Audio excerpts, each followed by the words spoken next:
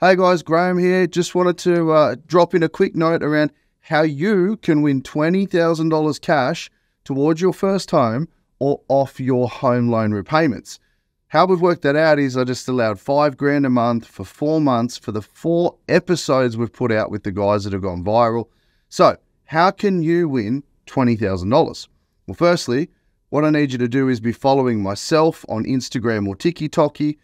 If you're on audio, we'll get the guys to put it in the show notes. But if you're on video, we'll pop it up here on screen so you can see it around me, which is Graeme_Holm, and also Infinity Group on Insta, or the Real Money Mentor on TikTok.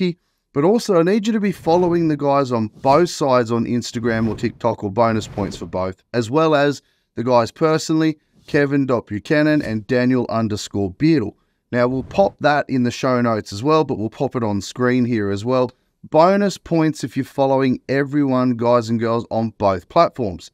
Now, how are we going to run this? What I wanted to do, the reason I've just kindly offered to give out $20,000 to go towards someone's mortgage or first home or investment loan is I want people to learn, right?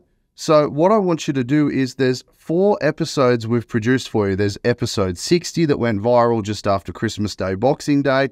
I need you to go back and listen, or preferably even watch the video footage of episode 60, of episode 67, 68, and 69.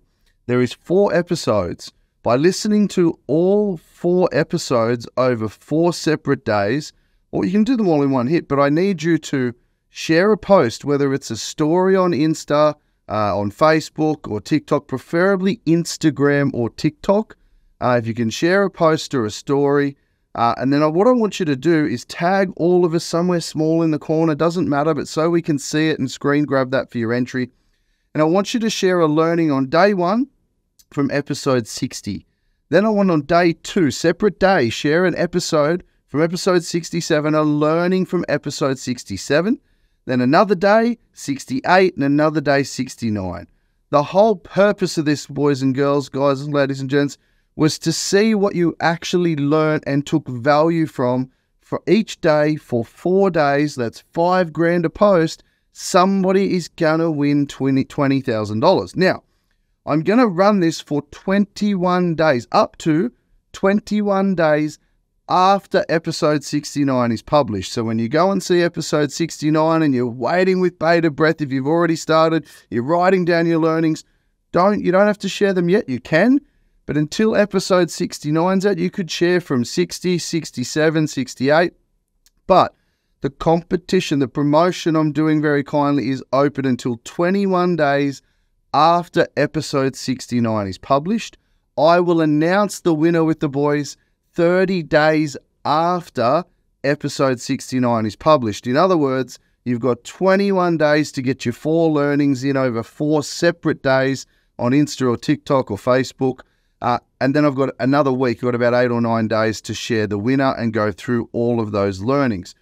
Guys, I'm doing this out of the goodness of my heart. I want to help change someone's life. I want to see what people are learning. And hopefully by you all sharing your learnings, your friends and family will see what you've learned, and they will also go and get a learning from one of the 4 episodes as well. So good luck.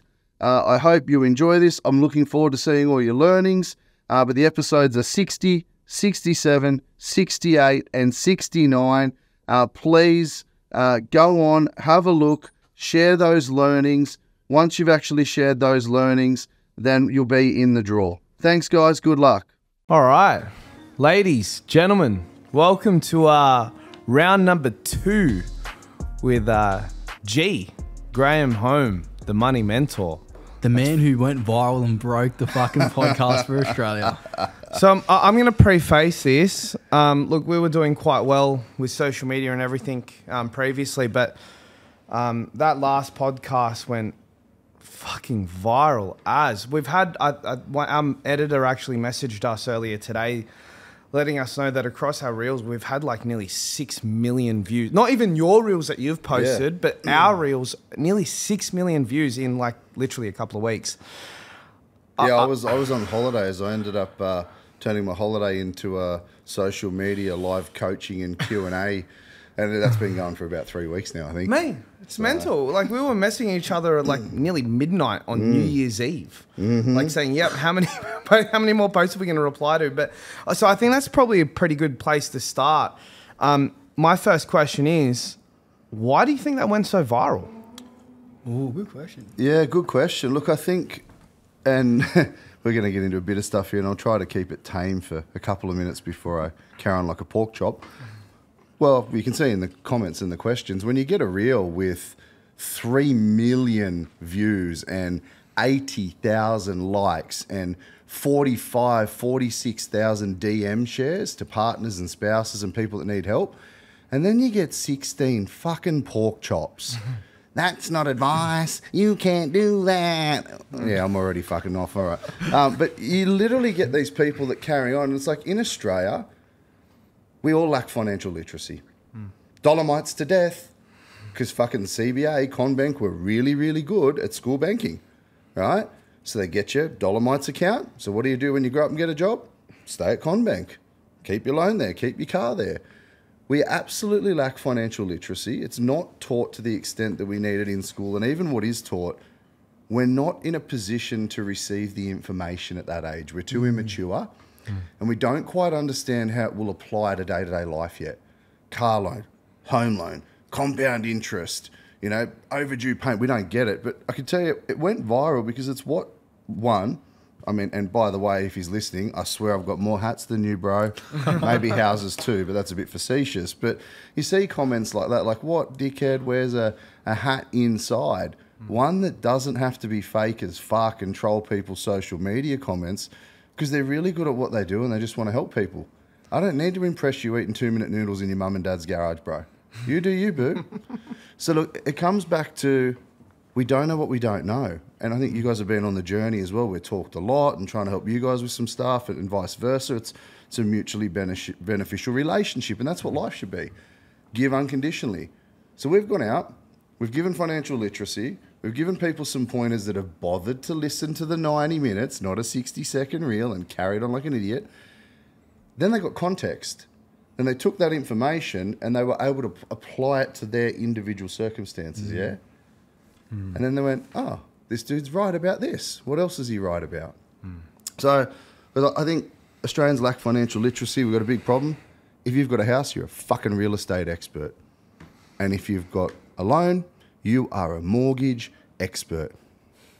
Point and point. Therefore, people that go, I'm probably not a finance and real estate expert, have listened to that and shared it and gone, that makes sense. It's the people that are in the reels and the comments and the trolls that are listening to a 60-second reel. You guys have got an amazing editing team, by the way. Because at some point, so I'm like, don't shoot the messenger, bro. I didn't edit the reel. I was the guest on the show. Whoa. Yeah. You know, and then I'm up till 1 a.m. arguing with fucking insane people. But it's not an argument for me. I'll keep answering you until I teach you something. And what we did just before here, we'll maybe in another episode, had someone send me a message, I don't want to argue with you. I want to get on a voice call. And what did I do? You were sitting here. What did I just do? Call the guy. On speakerphone. Yeah. What did he say? Oh, I'm sorry. I never thought you'd call me. You're so busy. Well, you're having a crack at me in the comments and you said you want to talk to me. So the first thing I do is pick up the phone and talk to you. We might chop this up where we actually interlude that in. Yeah. A bit of it? Yeah, definitely. So I do that shit. You know why? I genuinely, authentically care. I'm in a good financial position. I don't need the money anymore, and people can tell that. Like, I've kicked people out of my events. I've refunded them in full because they were just a bad person. I have a no dickheads policy like the All Blacks, if you've read the James Kerr book, Legacy. So look, long answer, but short answer, we don't know what we don't know, and everybody wants to know. Yeah?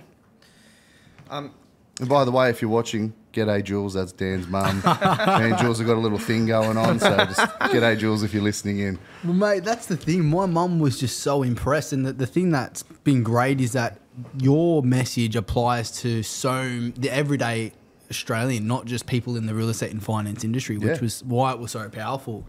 And I think now with interest rates the way they've progressed relative to what they were 12, 18 months ago, it's a bit of a shock for the average punter who's maybe they're, unsure what to be doing. How do we budget? How do we tighten up our spending? How do we leverage these redraw facilities and pay our loan off in 7 years? And I think And maybe my offset account isn't fucking working because otherwise I would have been debt free 38 years ago. that's right. Because if let's be clear, let's touch on that. If offset fucking worked, why is everyone so financially fucked? Because you spend everything in it. Yeah. So they're not offsetting shit, but we'll get into that later, I'm sure. But you're right, like people are struggling. We've got a bit of mortgage prison. So, you know, when people were borrowing money at 2 or 3%, people don't realise it's the serviceability buffer. I teach it on those free webinars, which a lot of people have been to. If you borrow money at 3%, they pretend you're paying 6. If you're borrowing at 6, they pretend you're paying 9. So most average families on, you know, 500-600 grand, they're actually putting a buffer in that you actually have an extra $400 a week for them to legally approve the loan. So when people get in our comments and go, oh, the only way to do that's to earn more money, fucking grow up. Seriously? Like, that's why you're broke. Because you made a comment like that because you live in a scarcity mindset and you're miserable, right? Like, take your negative shit. Misery loves company. The banks do not approve a loan without pretending you are paying an extra 3% per annum on that debt. On a lot of loans in Australia, that's $300, $400, $500 a week. In your statements, verified that you have that discretionary cash flow.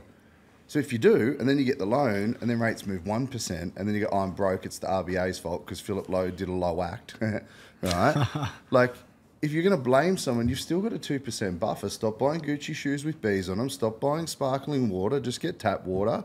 You know, like, lay off the pre-workout or the aminos and the Red Bulls. Like, take your lunch to work.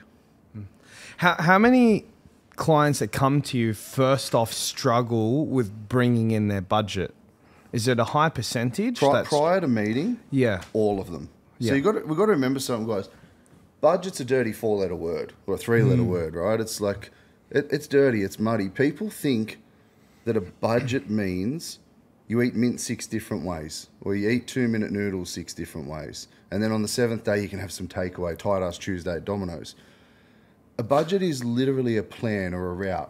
Yeah, it's the parameters you're playing. So, for example, when you get out of bed today, you get dressed, you get ready, you've meditated, you've trained, you've had your black coffee and your green smoothie and your mocha chocolate, and you go to get in the car.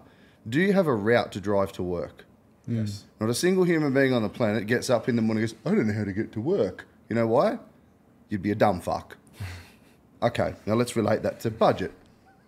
If you get out of bed in the morning and go to work and you don't have a budget, what is your financial route for the week?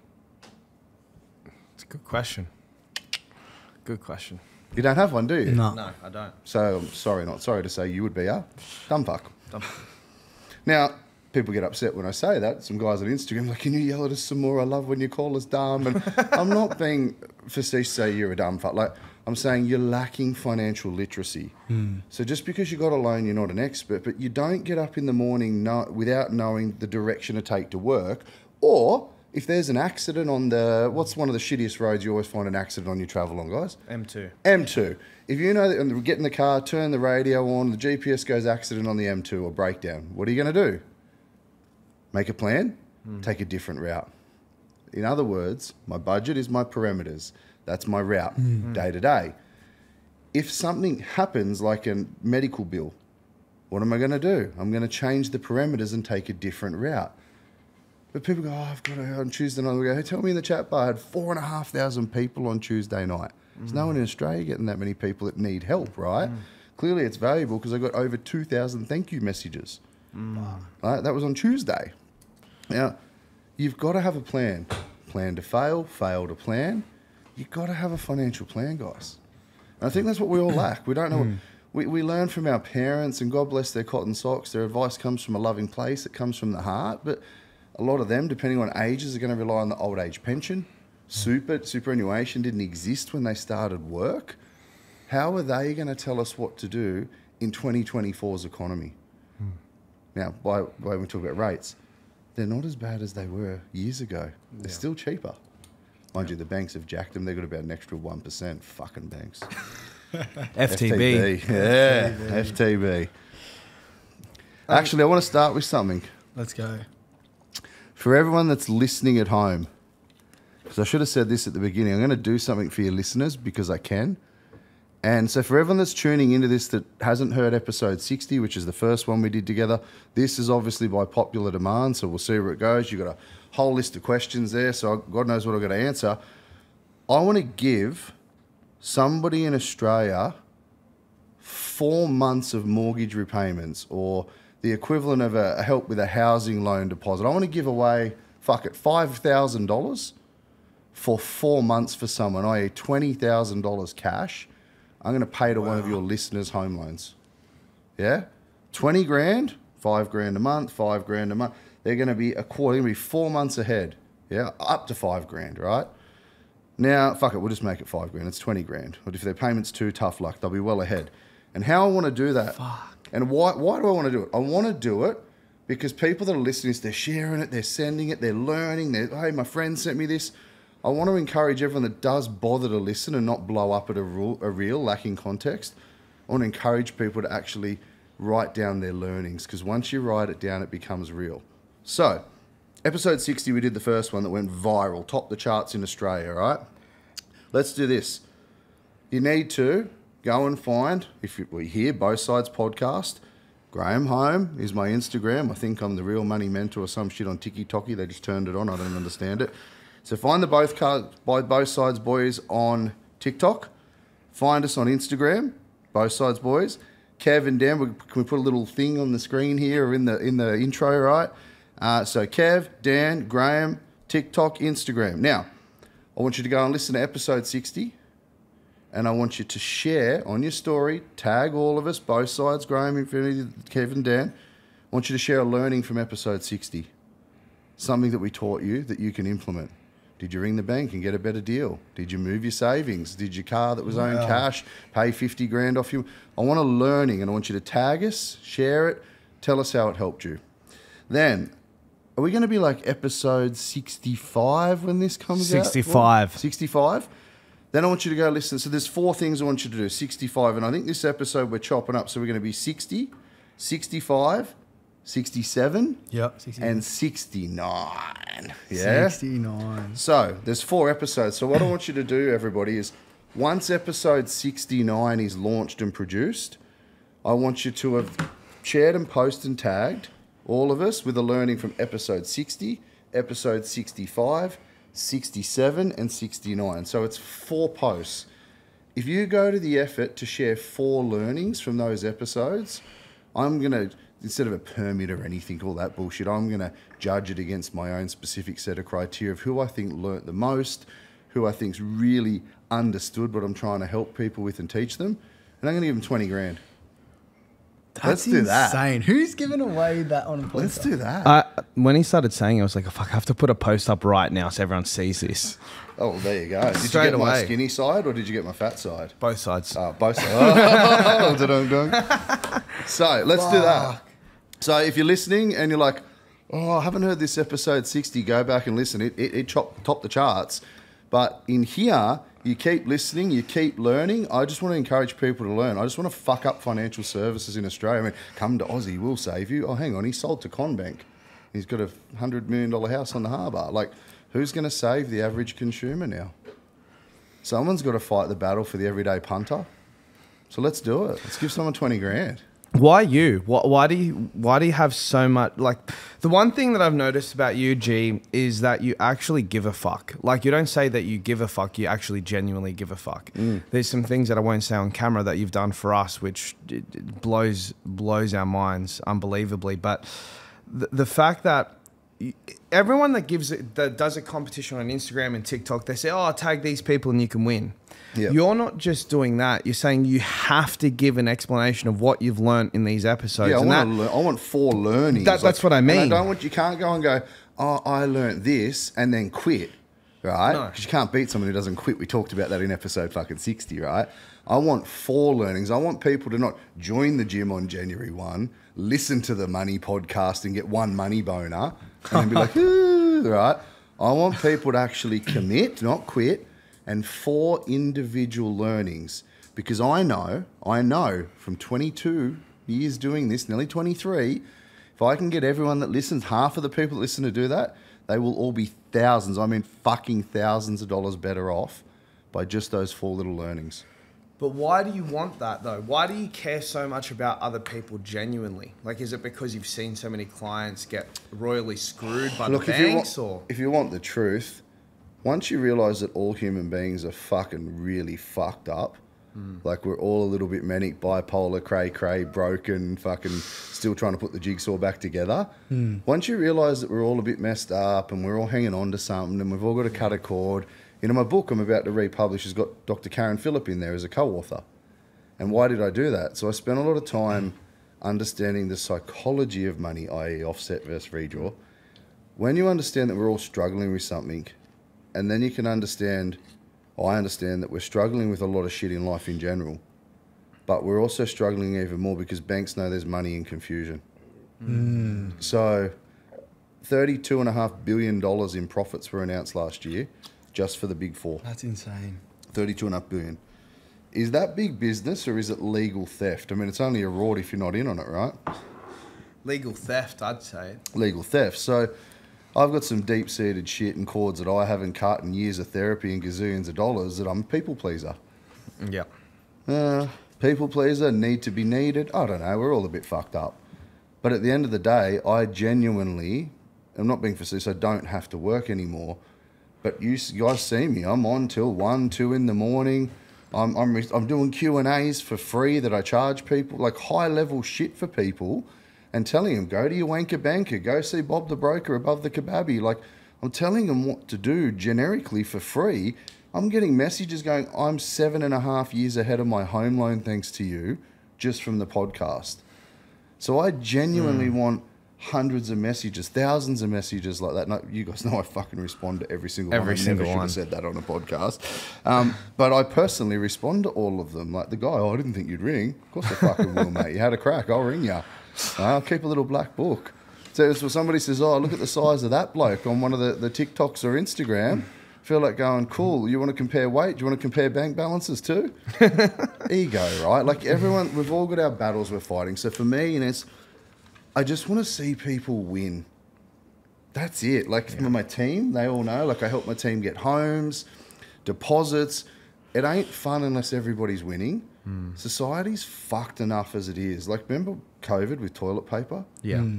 Like seriously, that shows you how self-centered we are when we could have all just shared. Yeah. That shows you the mentality of the average Australian. We live in scarcity. We're petrified of not having enough. So if we can, we'll go and take everything that should be somebody else's to just look after ourselves. Okay, what's the saying? Each to their own, motherhood statement, you know. Or you do you, boo, or no one's going to look after you like you.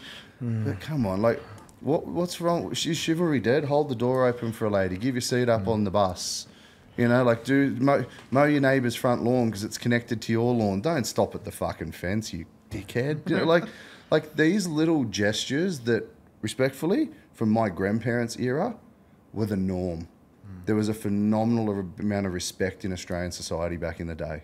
I don't think there is anymore. I don't think everybody's wired to help each other, and I think some of us are wired to hurt each other. Yeah. There's a lot of shit going on, mostly because of these fucking things. Mate, it's like common sense ain't that common, right? Yeah, well, you look at the mining industry, the guys have got to fill out a 36-page booklet before they stick their head in the hole and see if it's safe to work, because common sense isn't that common. Like the amount of safety that goes on a work site so no one gets injured, common sense isn't that common anymore. And when you relate it to money, it's even worse. You've read all the comments. Mate, this brings me to one of the comments, or not one of the comments, it's probably made about 10, 15 times, but it pretty much said, this, one of them that I had down was, this is high school grade material with a D. This was referring in terms of the reel where we spoke about paying your mortgage off quicker, and that the fact that interest is calculated daily. Yeah. There were a few people that chirped at you saying, oh, this is just base level information. Why do you think people say that? And is it actually really base level information? It is base level information if you're financially literate. Yeah. Do you think, let the baker bake, let the hairdresser cut your hair? I mean, I got a head like a fucking drop meat pie. Imagine if that's why I wear a hat. Imagine if I cut my own hair. Jeez, it looked like I shaved my dog's butt and made it walk backwards. So there are these people out there that are so miserable with their life but think they are such an Adonis financially or health or, I get heaps of comments about health, right? And it's like, you do you, boo. We're talking about money and you want to attack my health. And one of the guys like, something, emotional intelligence or maturity. And I'm like, attacking somebody about their weight when they're talking about money has zero relevance to the conversation. So you're actually now getting attacked by 3,000 people in the comments because you've showed a lack of emotional maturity. All right. So yes, it is, but we're not at a young age going, I need to understand what a car loan is in primary school or high school. We learned Pythagoras' theorem. Do you fucking remember it? I don't even know what that means Yeah. anymore. Does anyone remember what Archimedes' screw is? Does anyone remember any algebra? Like, when do you actually use that shit in real life? The memorization of answers in a textbook is not an education. Now, you're going to get those people out there that comment. Now, let's give this some context. 10, 20 comments out of a reel of 3 million views. Who's the idiot? Let's talk about this. Who's the idiot? The 3 million people that watched it and the 80,000 shares to each other who learnt from it, or the 16 people that said it's basic dumb shit. Now, can I tell you something? Like that person I rang before and said, go do this and I'll have a chat with you. Can I tell you something about the 16 people? 14 of them have still got a mortgage. Who the 16. fuck are you to comment on somebody helping people for free with award-winning, proven, audited advice, the most innovative loan repayment structure in the country, the #1 broker in the country, clients that have paid off hundreds of thousands of dollars of loans that stand on a stage and share it or get on a webinar, and the people in the chat bar thank them so much. Oh my gosh, you've given me hope. Can I see you at the masterclass, the events I do? These are real people that come and have a drink with people and share their story because they want to share the wealth. They want to share the result. So you're always going to get people in society that are just miserable twats. Yeah, you're going to. Social media lets people that typically in society, the workplace or the world, feel like they don't have a voice. You know, in the lunchroom, maybe no one speaks to them. They maybe don't have a social network or a sporting club or a community, but social media lets those people have a voice. And what do they do with that voice? They attack. Remember this. You both need to know this in the younger years of your career. You will fucking never meet a hater doing better than you. Sure. Never. They're too busy succeeding and doing shit that you're miserable that you can't. Yeah? Cool. Share your opinion. Opinions are like backsides. You should sit on it. We've all got one and we should sit on it. Like tiki-toki. I don't like it, right? We put a thing up. Maddie put in, my team put up last night. 8 p.m. last night, 200,000 views, lunchtime today. There was probably like 400 comments on it. There's about 12. That's wrong, shit advice, this, that. 200,000 full plays, right? And a couple of hundred comments, 12 people. I drive a Hilux because they're unbreakable. I know boats. Yeah, they're gurus. They've all got debt, most of them. Maybe 1 in 10. So you've got to remember, and this is for everyone out there, if you're running a business, don't be scared of trolls. You can't win an argument with an idiot. They'll drag you to the deep end of the pool. You've never been in water before. You don't have floaties and you don't know how to swim. You will never win an argument with an idiot. Yeah. Or somebody who's just malicious. So, you know, those comments, people don't get it. It is, I call what I teach the not so secret. And I'm happy we'll share some screenshots with you guys and we can pump them out on YouTube and socials when we launch these episodes of hundreds of people thanking me for the free webinar, thanking us for the podcast, and then thanking us because I saved them 1% from one phone call script the next day, and they're now $9,000 better off for fucking free. What's the person in the chat bar that's blowing up? What are they doing for society? Yeah. Give yourself an uppercut, by the way. I hope you tuned into this. Give yourself an uppercut for contributing absolutely nothing positive to society. I'll give you a golf clap. It's the sound of one hand clapping. Well done. But, well, mate, speaking of uppercuts, I had to give myself an uppercut off the back of your podcast. Shit, our this'll be first good. podcast. Because, mate, it's time to fucking budget. It's time to knuckle down. Like, especially, I'll be open and honest because I think it'll be a good scenario we can workshop for the listeners. Is that, you know, you have your own business and you have your personal finance and investment properties, and it's very easy to get you're in the day to day, and you Yep. like, mate, I've got a finance degree, and you're not having enough, you're not following a budget, and you think because you're making this money and you're going to be a millionaire eventually that it's okay to put a budget in later on down the track. So, Matt, I would love to really just use me as a dummy to rip into.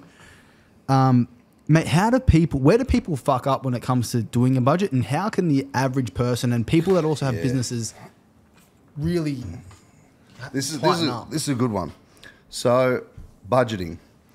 I know people, banking, finance, for nearly 23 years now. I know people when they budget, they allow $10 a week for house maintenance to paint the gutters in 5 years' time. You're never going to paint your fucking gutters, yeah?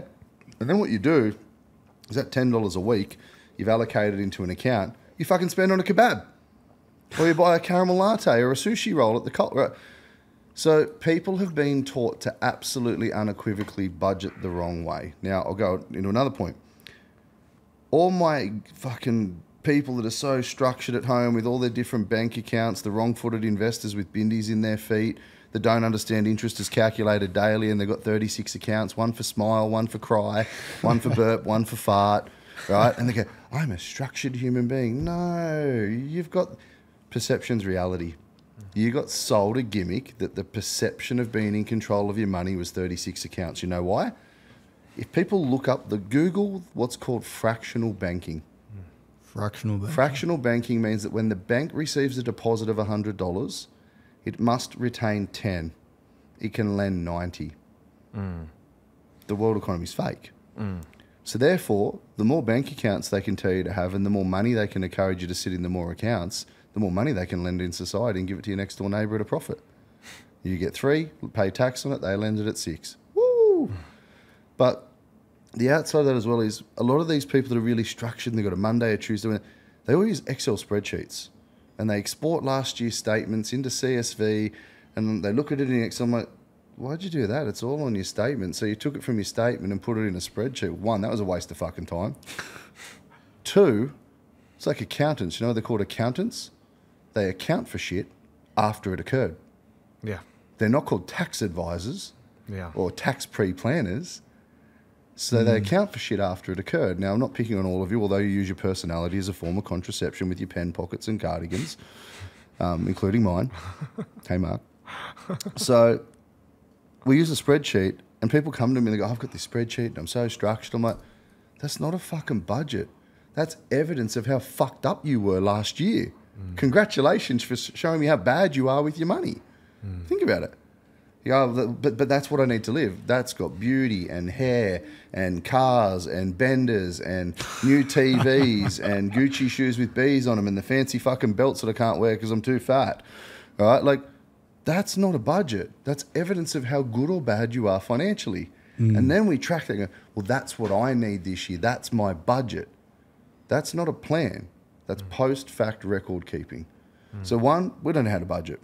And that's what the structure we've talked about in episode 60 was consider, get the advice. This is generic, I don't know you.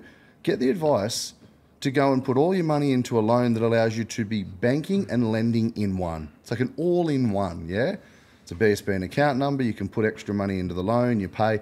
You can pull it out without fees. You can direct debit. So what you actually need each week is your food, fuel, and your fun. And if the bank rips you off and doesn't link your offset account, which you've seen, I've put all the articles, I've put all the... We've got a reel with hundreds of thousands of views going, I was one of those customers. And you notice in the comments, if anyone goes to this, there was hundreds of people across all the institutions in Australia saying not just ANZ. Not just ANZ. No, I mean, all of them. We gave ANZ a good fucking wallop, right? And I think their media department... I don't know if I've got an ANZ accreditation anymore, but we don't want to use them anyway. They're fucked. Say, can you still use them yet? Probably not. There's probably a letter in the office or something. But it was all of... You read through the comments. Go and find it on our socials. It was all the majors, all the subsidiaries, people like, yeah, this happened to me. Like, seriously. So we're not taught to budget correctly. And then we try to figure it out ourselves. And when we think we figure it out, or we read a book, or we listen to a podcast, this podcast alone isn't enough to make you financially literate. You got to do the work. I can buy a gym membership, but if I keep eating like an asshole, I'm not going to out-train a bad diet, am I?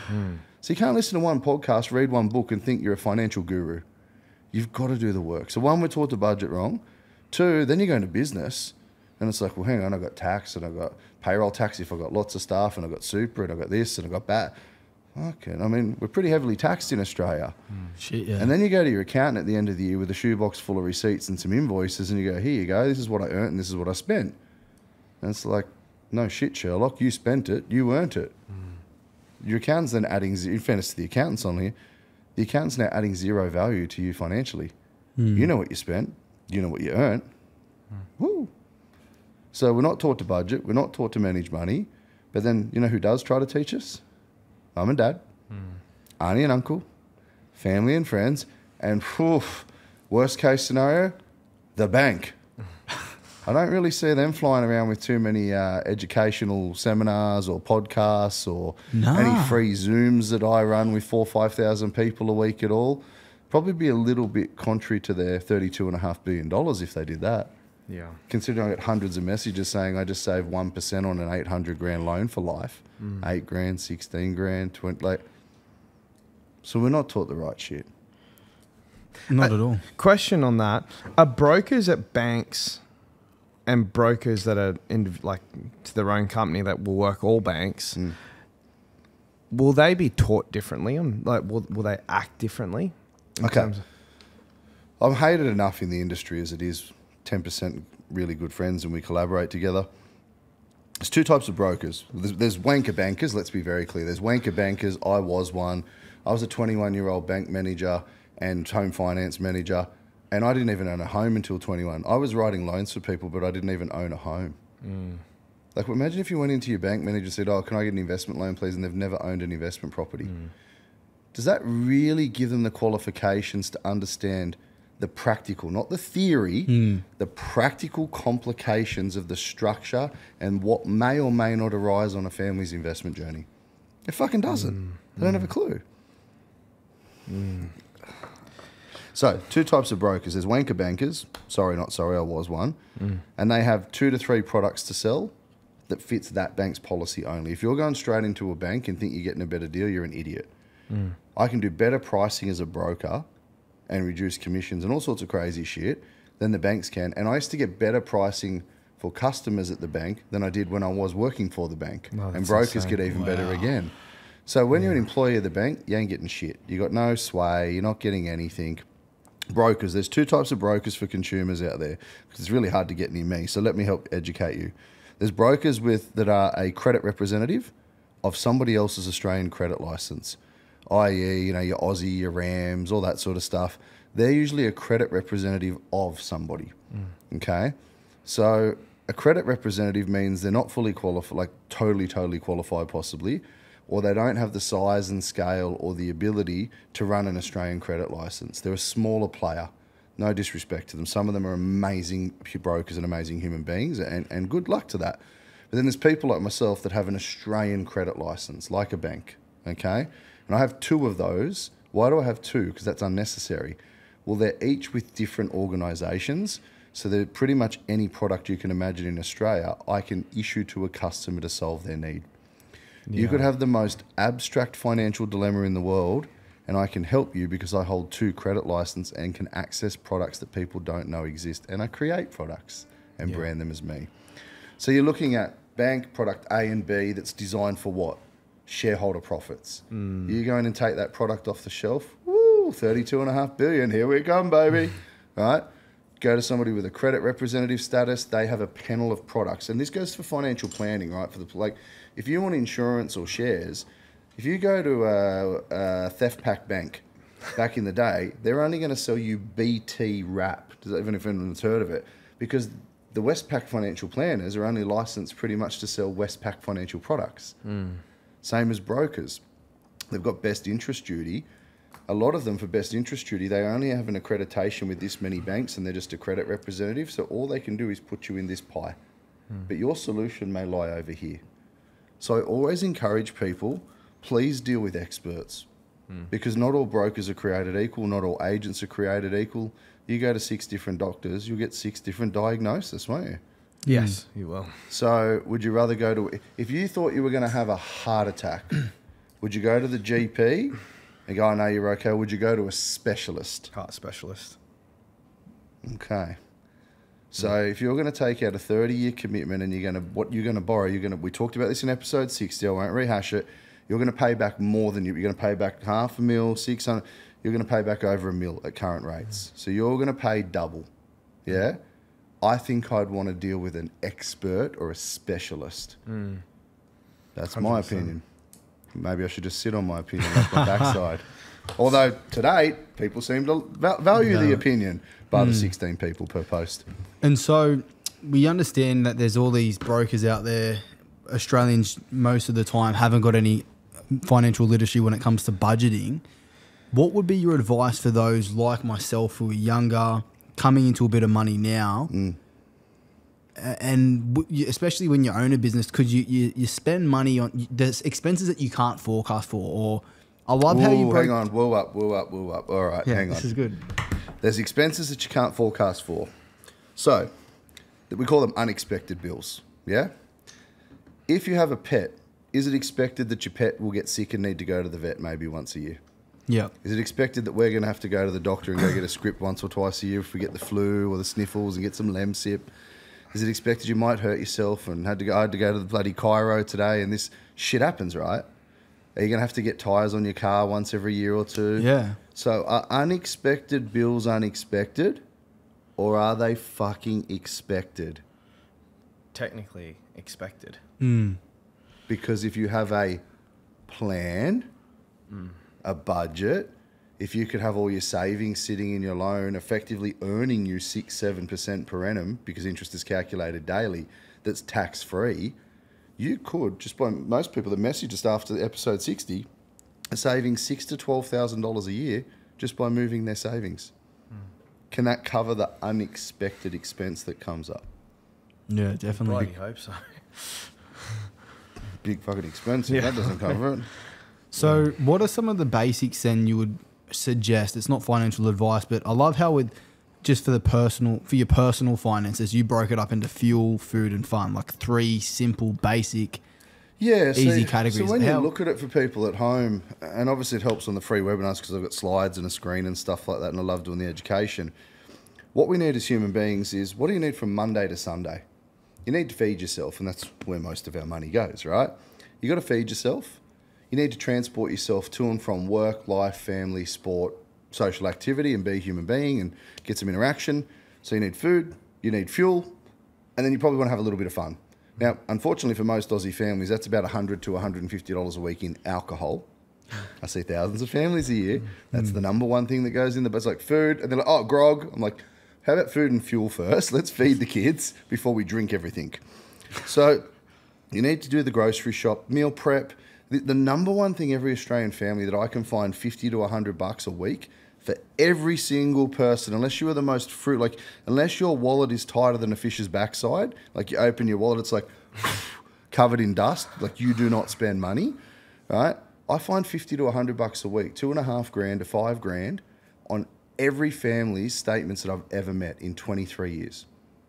Wow. Because we lie to ourselves. If I went through your statements, now if we pulled them out, I'll see sushi, I'll see coffee, I'll see this, I'll see that. Because we're so busy.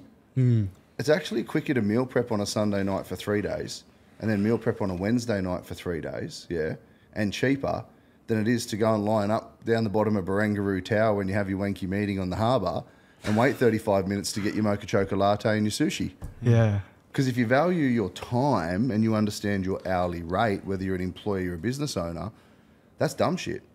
But in an hour or two, you can prep 3 days worth of food for next to nothing. So where it starts is the simple leakages. So if you want to do a budget and you're listening to this, guys, and this is maybe one of your learnings to win some money, right?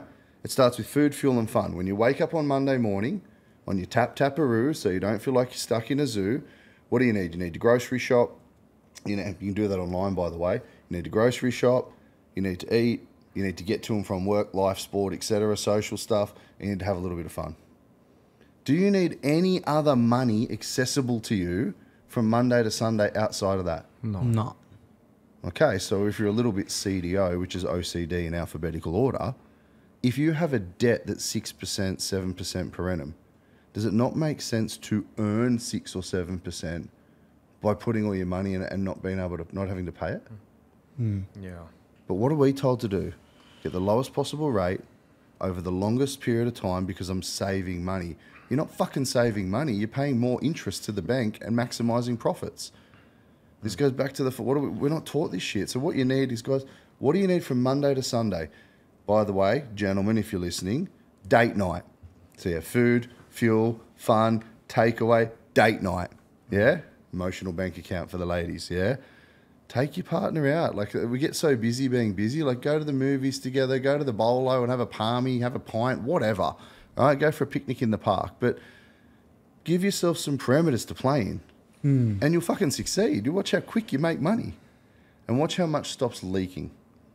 Because I do this on the events, and people are like, I did this, this, and this, and I'm $3,000 ahead, but when I come to you, I thought I was broke. So, G, you would have had clients that couldn't or just didn't stick to that plan. Was there a common denominator from the clients that couldn't or didn't stick to it across those clients? Yeah. And I sack them.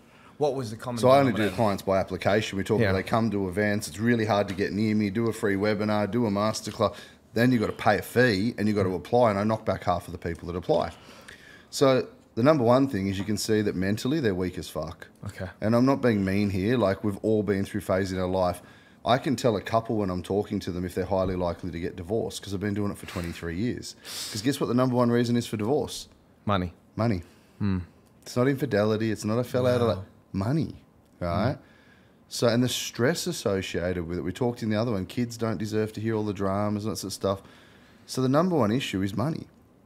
So, yeah, it gets my goat. There's so many dramas around money. We asked at the beginning, why do you sit up to 1 o'clock and answer DMs and do live Q? Like, I know the pain. Like, deep down inside, I know the pain that comes with lack of financial literacy. I'm talking domestic violence. I'm talking going hungry, no power, like you name it growing up. That fucking resonates deep with me. So I'm purpose-driven. And it's only when you are at your lowest low do you actually have the fear of that and never want to go back there. Australia's a pretty good country, would we agree? Like, you want to have a crack here, you can have a crack. There's always going to be people that don't want to have a crack. They're always going to whinge. They're the 15 people in the comments out of 40,000 people. And it's like, have a look at the comments, guys. They see one other person say something similar and they're empowered. No, you're a fucking pork chop. Like, there's 40 other thousand people that got value from that. Oh, hey, you're a genius. Don't know what you're doing listening to the podcast. Yeah. So it's hard, man. Like, we just don't know this shit. Yeah. So yeah, well, mate, that's for me a big lesson is just for personal. We can just keep it simple: fuel, food, and fun. For business, what are your tips for business budgeting? Yeah, for business, I'd say get a taxation advisor. Does that make sense? Like, not someone to account for shit after it happens. I pick on accounts, but you should have a fee structure with your accountant where you actually pay them to talk to them weekly, monthly, quarterly. You should not go to them at the end of the year and go, hey, what can you do? Work your magic. Yeah? And then, I don't want to pay any tax. That's what broke people do. I know so many poor tradies that have fucking broken their backs their whole life. They can't bend. They can't do this. They're on their knee, whatever it is. And they've never paid tax their whole life and they think that's smart. What it means is everything I earn, I offset by spending. And therefore I have no taxable income. But I don't pay tax. And then you're broke and you've got no super and your family wonders why you're financially fucked. We all deserve better than that. So young, old, doesn't matter, age, race, religion, sex, keep it simple. Banks know there's money in confusion. Banks' profits lie in the words like LVR, right? Premier, whiz, bang, fucking break free, dodgy, pack. Like, they convolute the fuck out of it and the average customer doesn't know whether to go left or right. Yeah, I had a lady message me after the Tuesday night webinar. She called the bank 3 times to do what I told her to do. Maybe she didn't say it the way I did. Was told no every single phone call about an interest rate reduction. Then she messaged me the 4th time, someone who cared in the call center. This is not everyone's equal. Someone who was very experienced that cared in the call center gave her a 8.89% discount on the 4th phone call in one day. Who are those other 3 fuckwits that don't care about their job or don't care about human beings? But the 4th person gave her a 0.89% discount on that phone call. And you know what's great about that lady? If you're listening, You can't beat someone who doesn't quit. Yeah. Episode 60. Something that was big with the reels coming through when you talk about the structure of putting your money into the redraw offset account. There's a strategy with Australians that use credit cards as an additional tool. Late 1980s, 1990s. It's a bit of a spruik to basically keep trail commissions high and stop people paying down debt. Was you put all your money into the offset account, because human beings are impulsive and they spend what they have direct access to. So you spend it, you don't offset shit. You only pay the minimum on your loan as well, right? And you live off a credit card up to 45, up to 55 days interest free, and you get points. So I can tell you off the top of my head now, if somebody goes right now and goes, Google, what's a Qantas reward point worth? It's worth 0.35 cents, not even a cent, third of a cent, up to 8 cents. So when you look at that and go, shit, okay, if I was going to go and spend whatever I'm going to spend, and by the way, you get like 2 points per dollar spent. But you've got to understand points as a business. They all actually buy and sell and trade, and a DeLonghi coffee machine and a fucking toaster and flights. So when you look at like a business class flight from Sydney to the Gold Coast and it's 40,000 points, yeah? Well, if it's like literally, it's not even a third of a cent. So like 3 times, call it. That means it'd be 3 times that. You'd have to spend $120,000, but then you get 2 points per dollar. So like when you start getting the math of it, it's fucking insane, right? Like I've seen people that are going, woo, I get points. And they've literally spent, say, to use 40,000 points at 2 points per dollar, you spent $20,000, yeah? Half of that. So you spend $20,000 to get 2 points per dollar, that's 40,000 points, to get a $500 business class flight. Makes no fucking sense. It does if you think you're smart, because you get points. People would hate what we're talking about right now, but I want to go into something. I see from my stats, from thousands of people, I get 4,000 or 5,000 people on a fucking webinar on a Tuesday. People don't even get that in 10 years of a career in some industries. The stats I see in the surveys, in the chat bars I download, and the thousands of people I work with every year, only about 3% of the average customer that I talk to every year can manage a credit card correctly. When I say correctly, they have a direct debit for all their bills off it, and that's all. That they don't tap it for sushi, coffee, lunch, dinner, clothes, whatever. It's just a debit facility, right? 97% of people can't manage a credit card. In those people, if they said to me, all the people are going to blow up at this, but I pay my card in full each month, gee. Woo, what's on your balance? Oh, no, I paid in full. We did this live in a room one day and everyone said, can we move on from this? Because nothing. I said, do you use your credit card each month? Yes. And what is the balance at the end of each month? I paid in full. Fucking hell, mate. What is the balance at the end? And he's like, and we finally, after like all this debating, I'm like, mate, just tell me the truth. He goes, it's about $6,000 every month. I'm like, okay, $6,000, 12 months, that's like $72,000 a year on a credit card. Now, I don't know about you, but does a family need $72,000 a year for food, fuel and fun and rates, insurance and living outside of their mortgage payment? Probably not. No, because that'd be about 90, 100 grand before tax, wouldn't it? Some people don't earn that. Credit cards, by the way, you know, interest rates went down to like 1%, 2%, 1.5%, 2%. Don't know if you noticed, credit cards are still 20 and 25. Do you know credit card interest rates never move with the cash rate ever? Really? They've been just the same forever, ever, ever, ever. Credit cards have just stayed the same.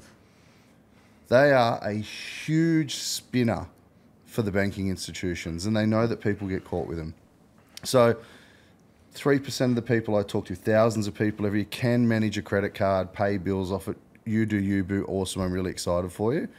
Would I worry about using one all the time and worry about points? Fuck no, I'm not into gimmicks. I'm into results. Yeah. So just be careful. Would the only time you say it's actually semi-smart or where you're actually going to utilize those points properly is if you're a business spending a lot of money, realistically? Look, if you're a business and you've got high revenue turn, you're spending hundreds of thousands of dollars a year. And you're paying trade accounts and this and that, and the other it's cool. There's one thing you've got to be careful of, but if you look at the back of like your council rates notice, yeah, or at a fuel pump, American Express, 2.25% merchant fee. So they call them payment rails in Australia. Visa, MasterCard, 1.5%. There's still debit cards going around where you can actually just FPOS or press savings. So I don't know about you, but if I was going to spend $1 million a year in my business, would I want to pay 2.25% of the $1 million to spend my own money? No. And then if I was getting 2 points per dollar spent for the 2 and a bit % fee, what would that equate to in toasters and socks and hair dryers and fucking like guys, nothing's free. Yeah? Nothing's free. Yeah. We want to educate people. I want them to do business with me one day, but I've got more people than I can do business with, right? Because if you give enough for free, sure, free information, I'm in business. It's commercial for me to share what I do. Hopefully people need my services. Points aren't free. You're paying for them. They have $1. Go Qantas reward point, velocity, go Google it for all the listeners and go, shit, that's all it's worth. Maybe I'm actually not getting shit. But try getting this into people's brains in the comments. Like when people work with me, it's like seeing fire for the first time and they're a caveman and it's snowing. Or you're blind and you see for the first time. You can't unsee. You've seen all the messages, we share them, right? Or that you're copied on them from people. Like people, once you know, you know. You know, if you know, you know. But you don't know what you don't know.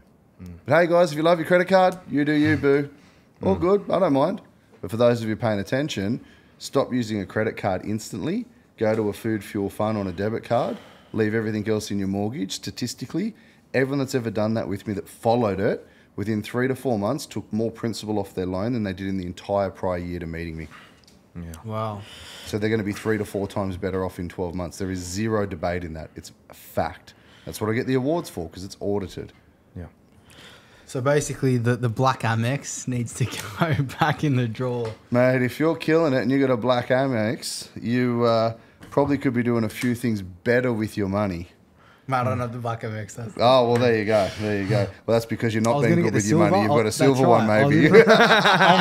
My mate Jason's like, Dan, you got to get the silver Amex so we can get the points and go overseas. It's all ego, right? It is, mate. It is. It's all ego. Like, you give episode 60. It's like give yourself an uppercut, mate. You do your money at the end of the year. I was like, fuck. You know, you earn good money, but what have you got to show for it? Like you've invested here and here, but you could be a lot smarter. If every family just pissed off isn't a credit card for in case of emergency?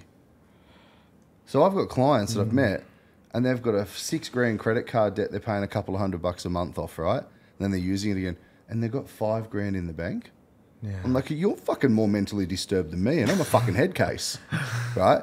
Who has savings when they have a credit card debt? Think about it. And you know the best one? How many people do you reckon are listening to us right now that have got a car loan that have got $5,000 savings? Probably a lot. Probably everyone? Probably everyone. Most If they've people. got savings? Yeah. Do you have any fucking savings if you owe the bank $20,000 on your car? Technically, no. No. See how dumb we all are? Now let's go another step. So you've got no car loan. You've got a $500,000 home loan. If you've got $50,000 savings, do you have any savings? No, you owe the bank $450,000. This is how fucked up we are and manipulated by banks, marketing departments, mum, dad, friends. And we all get together and have a fucking wine and carry on like wankers on a Friday night. Oh, yeah, trough talk. Oh, yeah, no, I've got a whiz bang with theft pack and a con bank this. And we don't know what we're talking about. I just deal in math, yeah? The numbers set people free. And that's all the thank you messages I get and the results. And you got to stick to math, not emotion. And any idea any of us have had as a human being is fucking terrible. I'm going to do this. I've seen recently, I got a message before we started. Oh, you can debt recycle. You can go and borrow all this equity off your investment property and pay your home loan out so it's tax deductible. Do you like Long Bay or Silverwater? Because that's tax fraud, you dumb fuck. You can't take... ATO gets... Like, the banks report your balances. So you get audited and go, I owe $100,000 on my home. I want to pay it off. I'll borrow $100 from the investment, pay it off the home, and now I don't have a home loan. You can try to claim it. Your accountant won't be claiming it. And if they do, you can go to fucking jail. You can't just move debt like that. Does that make yes, you can draw equity out of a home and use it as investment debt. It's the destination of funds that determines the deductibility or not.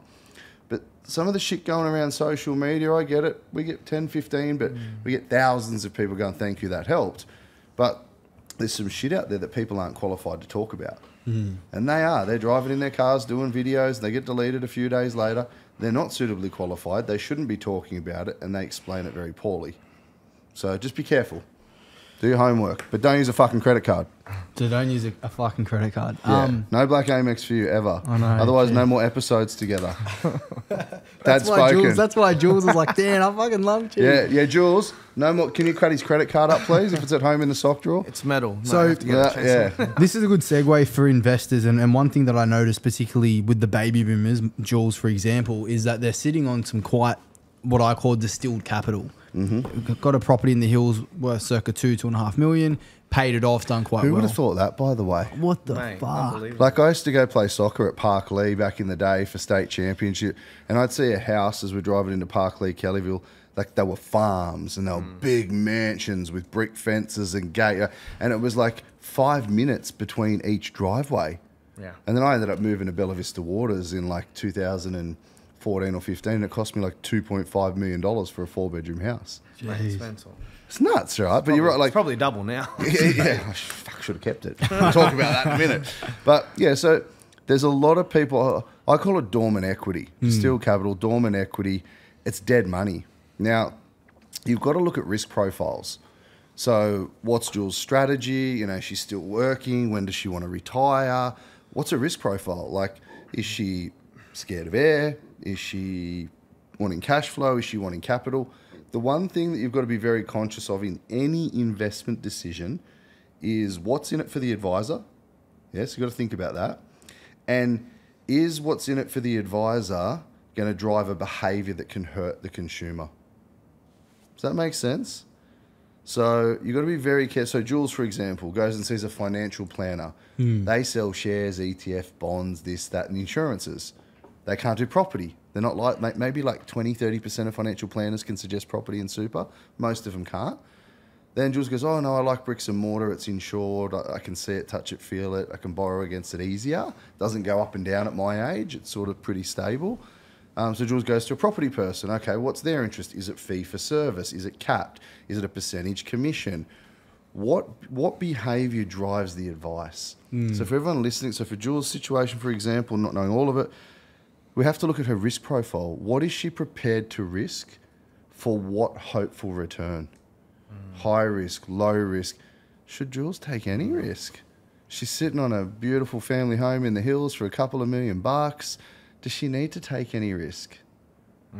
Because there's one thing that she does need to do, and that's preserve her capital. She's worked really, really fucking hard for many, many years. You don't want to risk losing it all. Maybe you risk some of it to gain something. So there's like people send me messages, who's the best bank? If you think there's the best, what's the best interest rate? What's the LVR? Is it a high density unit? Is it a farm in Hoopty-fuck next to bumfuck Idaho? You know, the fact that we are so financially illiterate that we think there's a best bank and a best rate. Is it a 95% LVR? Is it a 60% LVR? Yeah. Is it a unit that the bank doesn't want to take as security because it's 42 square meters? So it's a really good question. There's a lot of people sitting on this dormant equity, this capital, the baby boomers. I mean, look, it depends. A lot of them, they want to just hang on for the old age pension because they're entitled to it and taxes, this and that. I don't think anyone should hang on for the old age pension. It's not enough. It's almost like they're just over broke. It's job, just over broke, right? So, for example, for a baby boomer, go, I've got a $2 million house in Bella Vista Waters. I could move next door to Kellyville and it would be $1.2 million and it's still a lovely home and I'm in the same cafes in between where I was and where I am now, you know? People like to be creatures of habit. If they downsize and then Jules is sitting on $1 million cash, she'll never get a pension. See what I mean? Now, that $1 million cash invested wisely could get her 3, 4, 8, 10, 12% per annum. Like I know I'm doing something for myself at the moment and clients in a mortgage fund where we get 12% per annum paid monthly backed by one of the biggest companies in the world. Wow. Yeah, but it's got to suit your circumstance. But for that, if $1 million for her to downsize, she'd be earning $10,000 a month or $120,000 a year on year, and she preserved the $1 million. So would she need the old age pension? But is that scary to her? Does she want $10,000? She says, I don't need $10,000 a month. See where I'm going? You see a lot of my Q&A, it's like, Start with the end in mind and reverse engineer it in the shortest possible time with the least possible risk. It's just the truth. I don't need everyone to come work with me. I'm just trying to help. It's like, think about what you want to achieve, in what time frame, and how quickly can you do it, but keep the risk as low as possible. It's that simple. Yeah.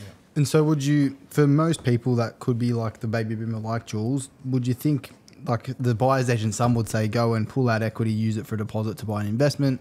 Look at, if you're scared, let's look at more neutrally geared properties for cash flow, or if you want to be a bit more aggressive. And yeah, so here's the old age debate, right? If you get a cash flow positive property, it never goes up in value. And if you've got a heavily negative geared property, it always goes up in value.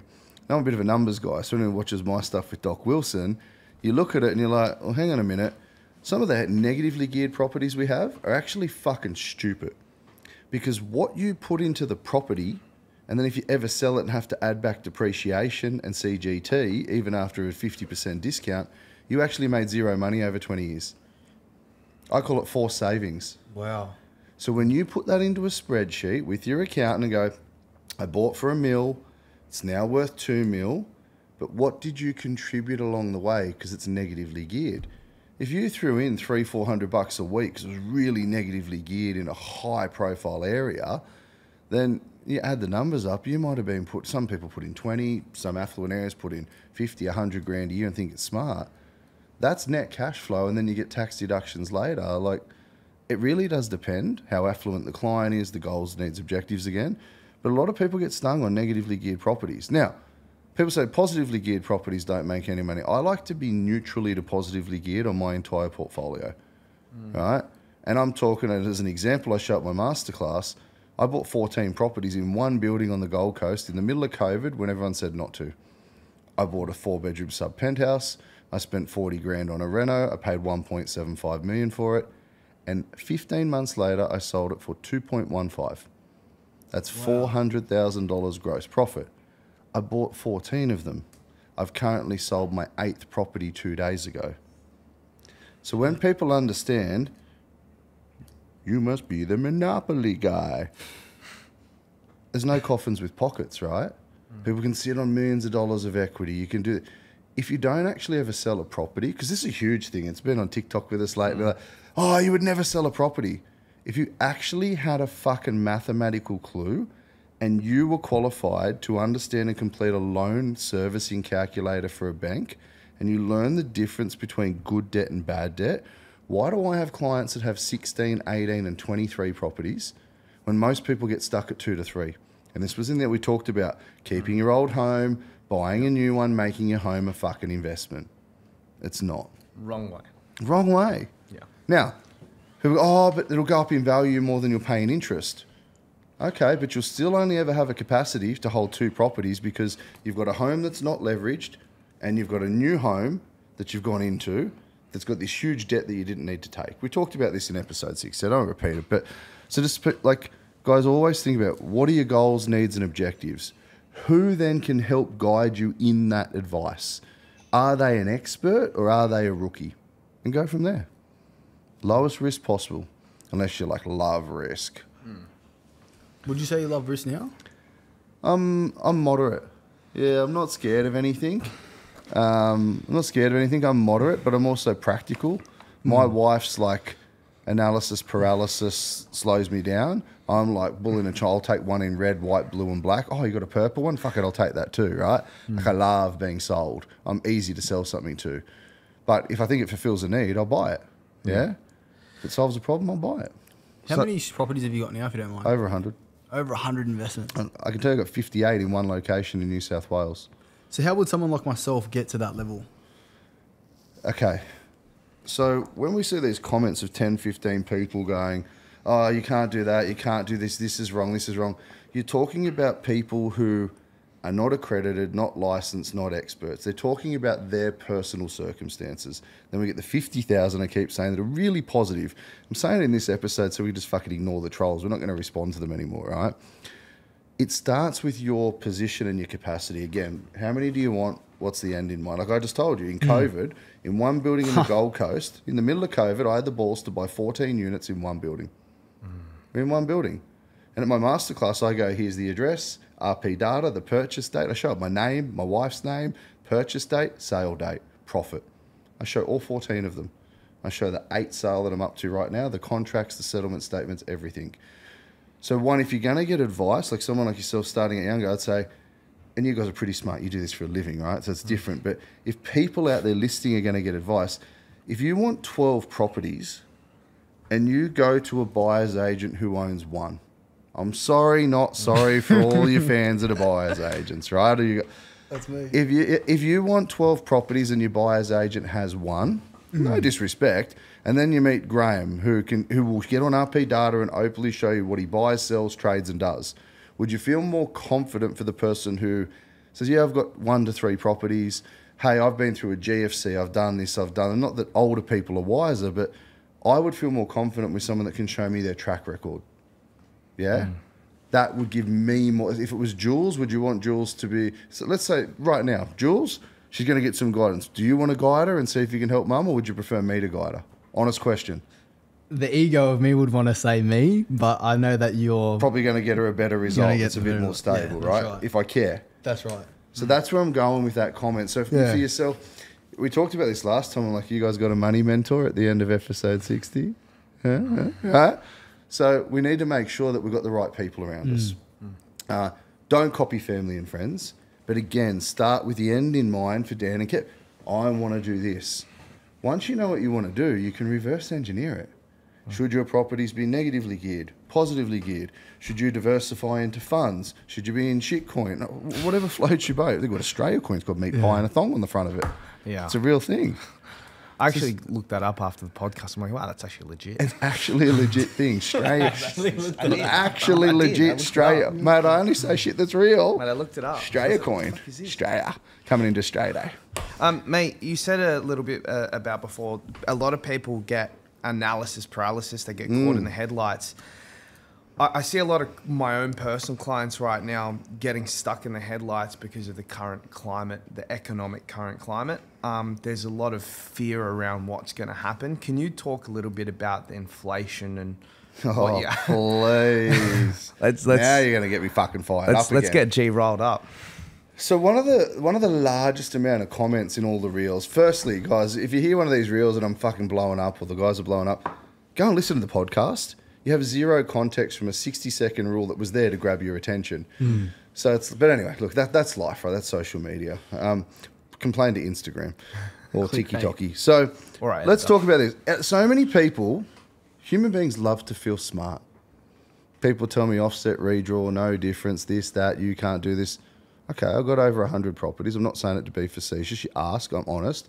Like, Maddie's watched me, my team in a masterclass, her husband go, how many properties have you got? So I got on RP data, pulled up a chair.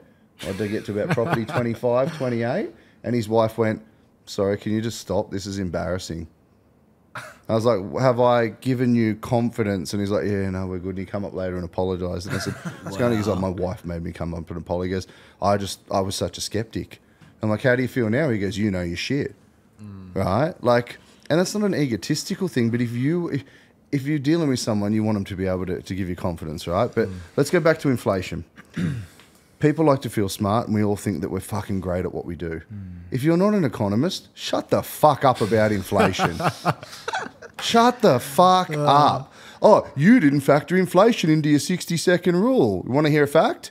Go to my podcast, Money Mentor, fucking whatever it was, this last week or so with Dr. Andrew Wilson, the chief economist of my housing market, used to be the chief economist of Domain. And he does 2 podcasts every week in Australia. One of them's mine. It was #1 in investing last year. Beat my chest now because you're so smart about inflation. Inflation, what is it? Well, use a basket of goods, housing, fuel, food items, etc., to measure the cost of living increases, blah, blah, blah. It's all on there with Doc and I, right? He says it better than me.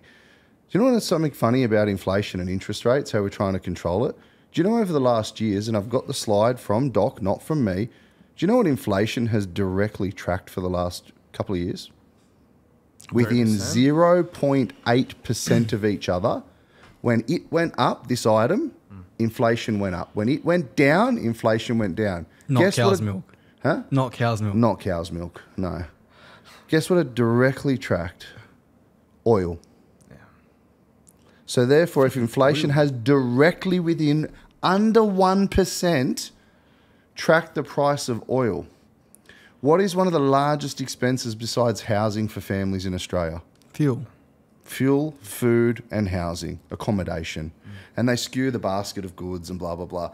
These people get on social media, another 10, 12 people, inflation. Fucking please enlighten me with your thesis. What's your MBA and doctorate?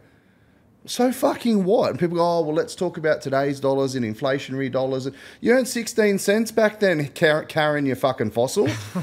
Like, seriously? Or fucking, honestly? Like, anyway, I could go on about all day. For the everyday person who's listening that actually wants to learn and grow, they're not going to be in there going, oh, you didn't factor inflation. Come on. If you're so smart, do you still have a mortgage? What's the balance of your funds portfolio? And how many properties do you own? If you were sitting on like less than 3 properties or less than, $1 million of funds, because most homeowners in Sydney have $1 million net equity, who the fuck are you to talk about inflation? Because you're too scared to invest or you don't have the capacity to. And I'm not being mean, right? You know what I say, boys? Yeah. Sales is disqualification. And you know what helping people for free is? Disqualification. I hope I've pissed off half the audience. Sorry, we've lost some members. Guess what? We'll find good fucking human beings who are prepared to have a no-nonsense, no bullshit, a guy with more hats than anyone in Australia in houses who's going to tell them the fucking truth. So for everyone out there's carrying on about inflation, do you ever know what the fuck it is? And do you know how it affects you? And if not, stop putting comments about fucking inflation. Because what I'm going to start doing is I'm just going to tag you with Dr. Andrew Wilson and I'm going to get on a podcast, and you know what I'm going to do? I'm going to post your comment with your name, with your details, and I'm going to start recording a reel with Dr. Andrew Wilson, a leading economist, and I'm going to get his input on inflation for you. Sorry, not sorry. Can we do it? Actually, yeah, we're going to do that, Manny. No, please. We're going to do that. So why does the government come out saying we're going to do this and we're going to do that for inflation when at base level it looks like it's just to do with the rise and fall of oil prices? Well, when you look at that slide, I'm going to give you guys a slide. We might pop it in as well in the notes. Yeah, but definitely. That's just something that Doc has just brought to my attention recently, and I trust his data. He's pretty much always right, and he's independent of everyone. That's just an interesting thing that it's tracked, right? Like within 0.8%.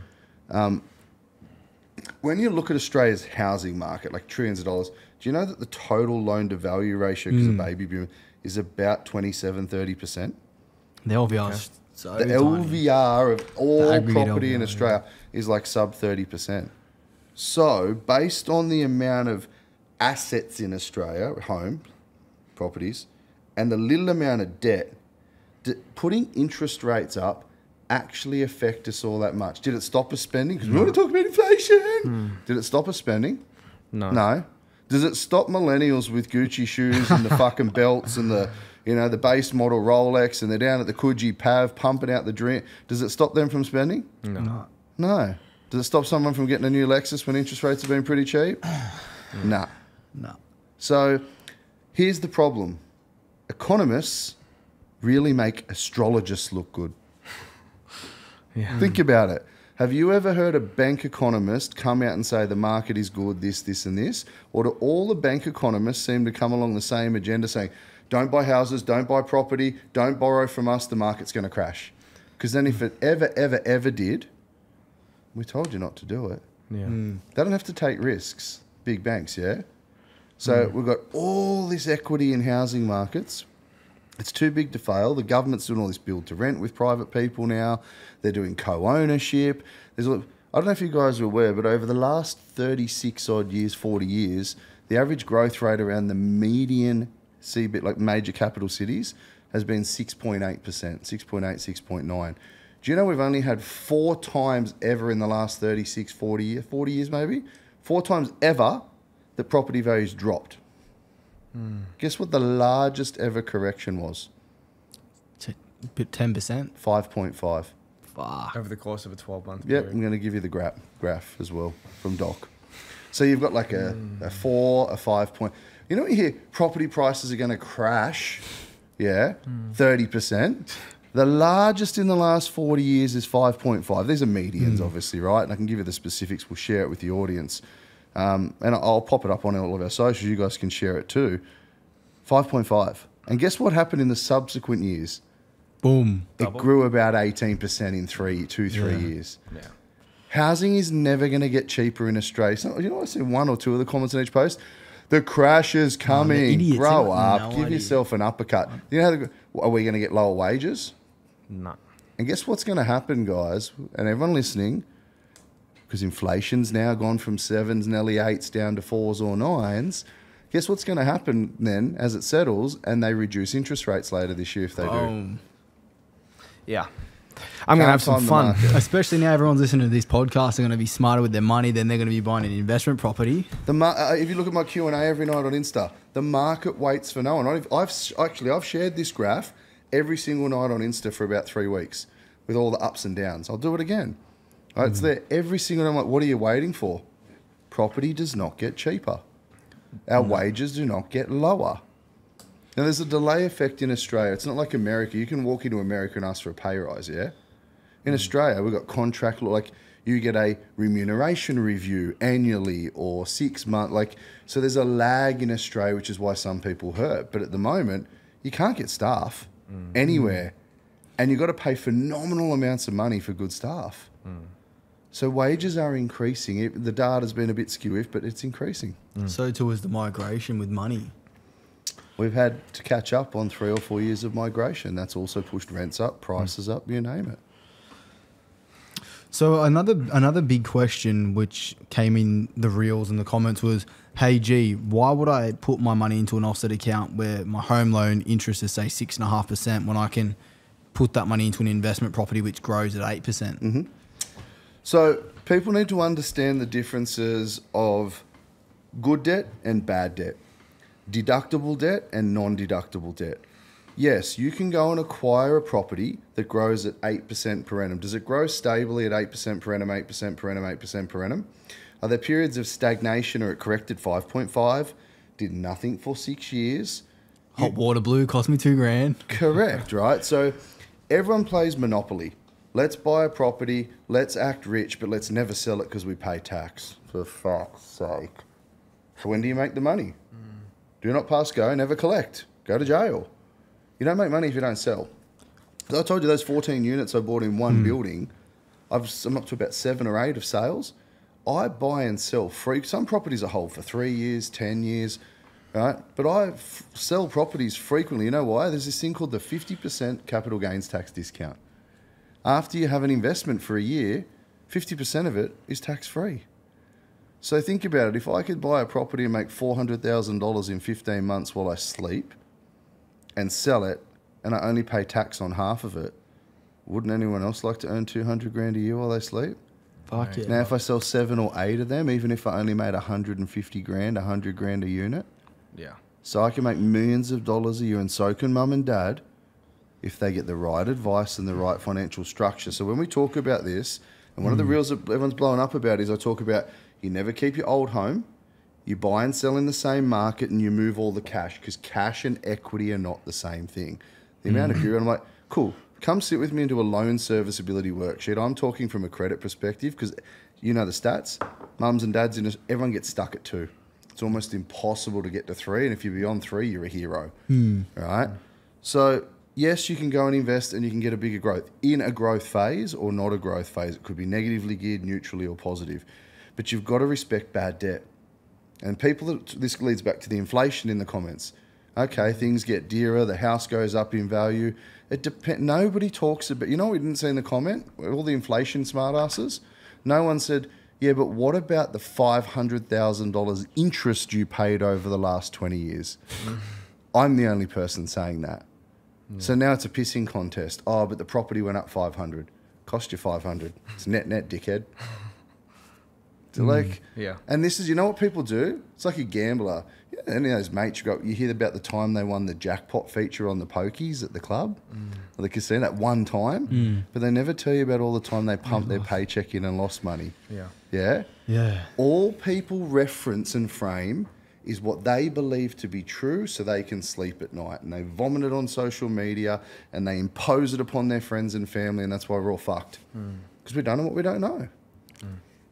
The ignorance that's high. So what, for your scenario, G, why would you sell your 14 as opposed to retaining and equity releasing up to 80% and using debt to service debt. I do lots of different things. Maybe you do, yeah. So I've got products that are 90% no lender's mortgage insurance. So when you buy one property, I buy two. I put 10% at that and 10% at that, and I don't have to pay LMI. And Is that right? Yeah. So you know what's better than one? Two. No. You know what's better than one? What? 21. I'm serious. Like, why do we think so small in Australia? If you get the right... I got a 63-year-old single lady. She speaks on stage with me this weekend. She has 23 properties. You know how she got them? I met her 2 years ago, roughly. She had 9 properties, worked her guts out. Single mother, kids growing up. Phenomenal woman, if you listen, Kez. Love your guts, right? And she comes and shares a story at 63. She had 9 properties. You know what I told her to do? The bank wouldn't give her any money. You know what we did? Sold 7. Can you imagine convincing a lady at 61 years old, she's got 9 properties, 61 years young, by the way, sorry, Kez, telling her to sell 7 of her assets? You know why? They were full of cash, not debt. Don't you invest to make money? The properties were old, they had fucking maintenance issues. If you invest to make money and you buy for 500 and it's worth $1 million, is it guaranteed to be worth 1.5 in the next 3-4 years? No. 8 years? Maybe 20, 30, yeah, it goes up. There's no guarantees in life, right? But everybody's addicted to gambling in Australia. So this lady sold 7 properties when the bank said no more money. She's just got approved her 23rd property now. She was down from 9, down 7 to 2, and I helped her acquire 21 properties in 18 months. So all of the trolls out there going, that's wrong and the advice is wrong, fuck off. Because I can tell you, you're not going to get 21 properties doing what you and all your friends are doing. And I do it for people. I do the webinars. I do the courses. Do you know what's better than one? 21. And that's where I got that joke from. But she's up to 23 now. How many of those same scenarios or case studies do you have of your clients? Gazillions. Megan and Jeremy, 22 articles in the Mirror. Forklift drivers from Penrith in Western Sydney living in their parents' garage, earning 80 grand and $85,000 a year. Had $37,000 of debt in 2016 living in the parents' garage in Penrith. They've got like 14 properties today. I met them in 2016. Wow. It took 9 months to clear 37 grand of credit card debt and personal loans. Only 9 months. They used to live paycheck to paycheck and fight over money. And now they've got a huge property portfolio, and they're still forklift drivers in Penrith. Crazy. They're the nicest fucking people you've ever met in your life. Crazy. Do they understand what I do for them? Yeah, at the level I do? Nah. Yeah. You see what I'm going? Like, people think they know. So when we ignore the trolls on social, the people that are following this, that are listening, someone's going to go in here and go, this episode 65, I learned I don't know what I don't know. That's probably not going to win you the money, let's be clear. I don't want something a bit like more sexy. I want to get a money boner from what you learn. So, but people listening to this, they should be picking up little nuggets. Call the bank, save the rate like we've just done. All these sorts of like what are you picking up and what are you letting into your brain? Because this is the other thing we do. We let something into our brain and it just becomes gospelly true, like an offset account. Yeah. How hard is it for me to teach people the opposite of that? It takes me 45 to 60, 70 minutes on a Tuesday night free webinar for thousands of people to do that, to help them. By the way, guys, send the both sides, boys. If that's it, send them some fucking love on Insta or TikTok and thank them. Thanks, Thousands of you saving 1%, this percent. Thank the boys, because otherwise you never would have known. Let's roll, baby. Let's roll. Mate, a question for you when you're talking about your clients buying and selling. Do you advise your clients on where to buy? I do, yeah. I'm a full corporate licensed real estate agent in multiple states and territories. My business is pretty unique. I don't play in the financial planning space anymore. So with AFSLs and super shares, all that sort of stuff. Our core business is financial literacy, education. If people like that and get empowered, we then go into the broking, the financial coaching, hold their hand. But we have other arms of the business. Real estate is one of those. We do quite a lot of that. I won't get into too much detail, but again, I don't talk about it because you've got to get my free information. I'm unique. We talked about this episode 60. If people haven't listened, I don't take inquiries. Yeah. I don't do leads. I piss everyone off, cut out half the market that are going to waste my time. The people that actually learn from me and realise that what I've told them for free is good, imagine what happens when you pay me. Free webinar, podcast, free webinar, come to a 2-day masterclass with a money back guarantee. Woo! You like what you hear? You got to pay me. I'm a professional. And that's an application. And I knock back about 50% of the people that apply. Crazy. Which is one of the boys in the room. He's already freaking out. One of your team signed up. He's like, he's already like, how do I get my application approved, G? He's freaking out. He's like, I'm going to do this. And he's front of the queue. He's like, I know exactly what G wants to hear, right? So we then have a team of experts at my events. We have an economist. We have chartered accountants. We have AFSL licensed financial planners. We have asset. This is the problem. You need a team of experts to get this shit sorted. You can't get 23 properties having an accountant in Victoria and a broker in Sydney and a property dude in WA. It doesn't work, right? You need all these guys or girls to sit down together with you and reverse engineer and plan. So these guys with 15, 20 properties, what are they mainly buying and where? All up the eastern seaboard of Australia, predominantly. We haven't played too much in WA over the years because it's been pretty cyclical. We've got clients with properties that have done very well, 10, 20, 30% returns from as far south as Adelaide, all the way up through Victoria, ACT, up to Queensland, all through Queensland. Yeah. And so there's no one specific property type. It can be apartments, townhomes, houses, acreage. If anybody gets anything out of this, everything is something to someone at some point in life. I'll say it again. Everything is something to someone at some point in life. Sometimes you live in a 1-bedroom unit. Sometimes you flat share in a 2-bedroom unit. Sometimes you're in a 4-bedroom house. Sometimes you need an inner city townhouse to walk to work or the tram. Everything, some people are talking about, why would I buy a 1-bedroom unit, G? Why would I want a 5-bedroom house, G? Everything is something to someone at some point in life. We go through cycles. Yeah, people listening to this right now, guess what cycle they're going through? How do I improve my finance, wealth, etc.? So they're completely diversified. Like the 23 townhouses, units, houses, co-living properties where for $629,000 they bought a block of land and built a whole house with 4 bedrooms and 4 en-suites and it rents for $1,200 a week. Like you name it, like villas, units, houses, waterfront properties, stuff that they've bought that it didn't even exist. I've got a client who bought a unit 2 years ago with me off the plan because I was buying one on waterfront. They paid, I think, 1.2 something for it. It hasn't even finished. And in the building next door that's like 10 years old, they've been selling for $4 million. Because they bought in 2 years ago market, and what's happened? The market's gone nuts. We don't have enough houses. Now, I'm not saying everyone go out and do that because that probably doesn't suit your risk profile. I don't know your circumstances, right? But yeah, people need to figure out what's right for them and then reverse engineer how to achieve the outcome. So, G, I've got a client, actually one of my past clients that sent me through a message. He's asked me to ask you, this is in terms of a primary resident home. Yep. Will the 10-year loan be good for someone who aims to hold a mortgage for a short period of time, for example, 12 to 24 months during a flipping project? Okay, so one, to be very clear, no broker wants to play with anyone that flips. Okay, so brokers receive commission. I'm a fee-for-service, so I'm a professional expert. Brokers receive a commission. You go to a broker to flip, they're going to get a commission. There's this thing called clawback. You move the loan within 1 or 2 years, they lose all of their commission or half their commission. And that's not fair, and they're working for free, so you should pay them a fee. Just go to the bank, fuck the bank around. Now, get it, flipping, sure, cool. So I just want to give some context. I have 10-year home loans. They are harder for people to service because, like everyone freaked out online, the minimum payment is very high. We talked about the blue, there's no such thing, everyone lost their shit, right, as a minimum payment. It was to shock you guys, so then you were listening, right? And that reel blew up. But in that scenario, what I would suggest is you can, well, one, they're going to flip the asset in 24 months. So why would they be keen about any sort of loan or any, they're literally you're looking at capital gain, yeah? How much damage can you do in principal reduction in 12 to 24 months?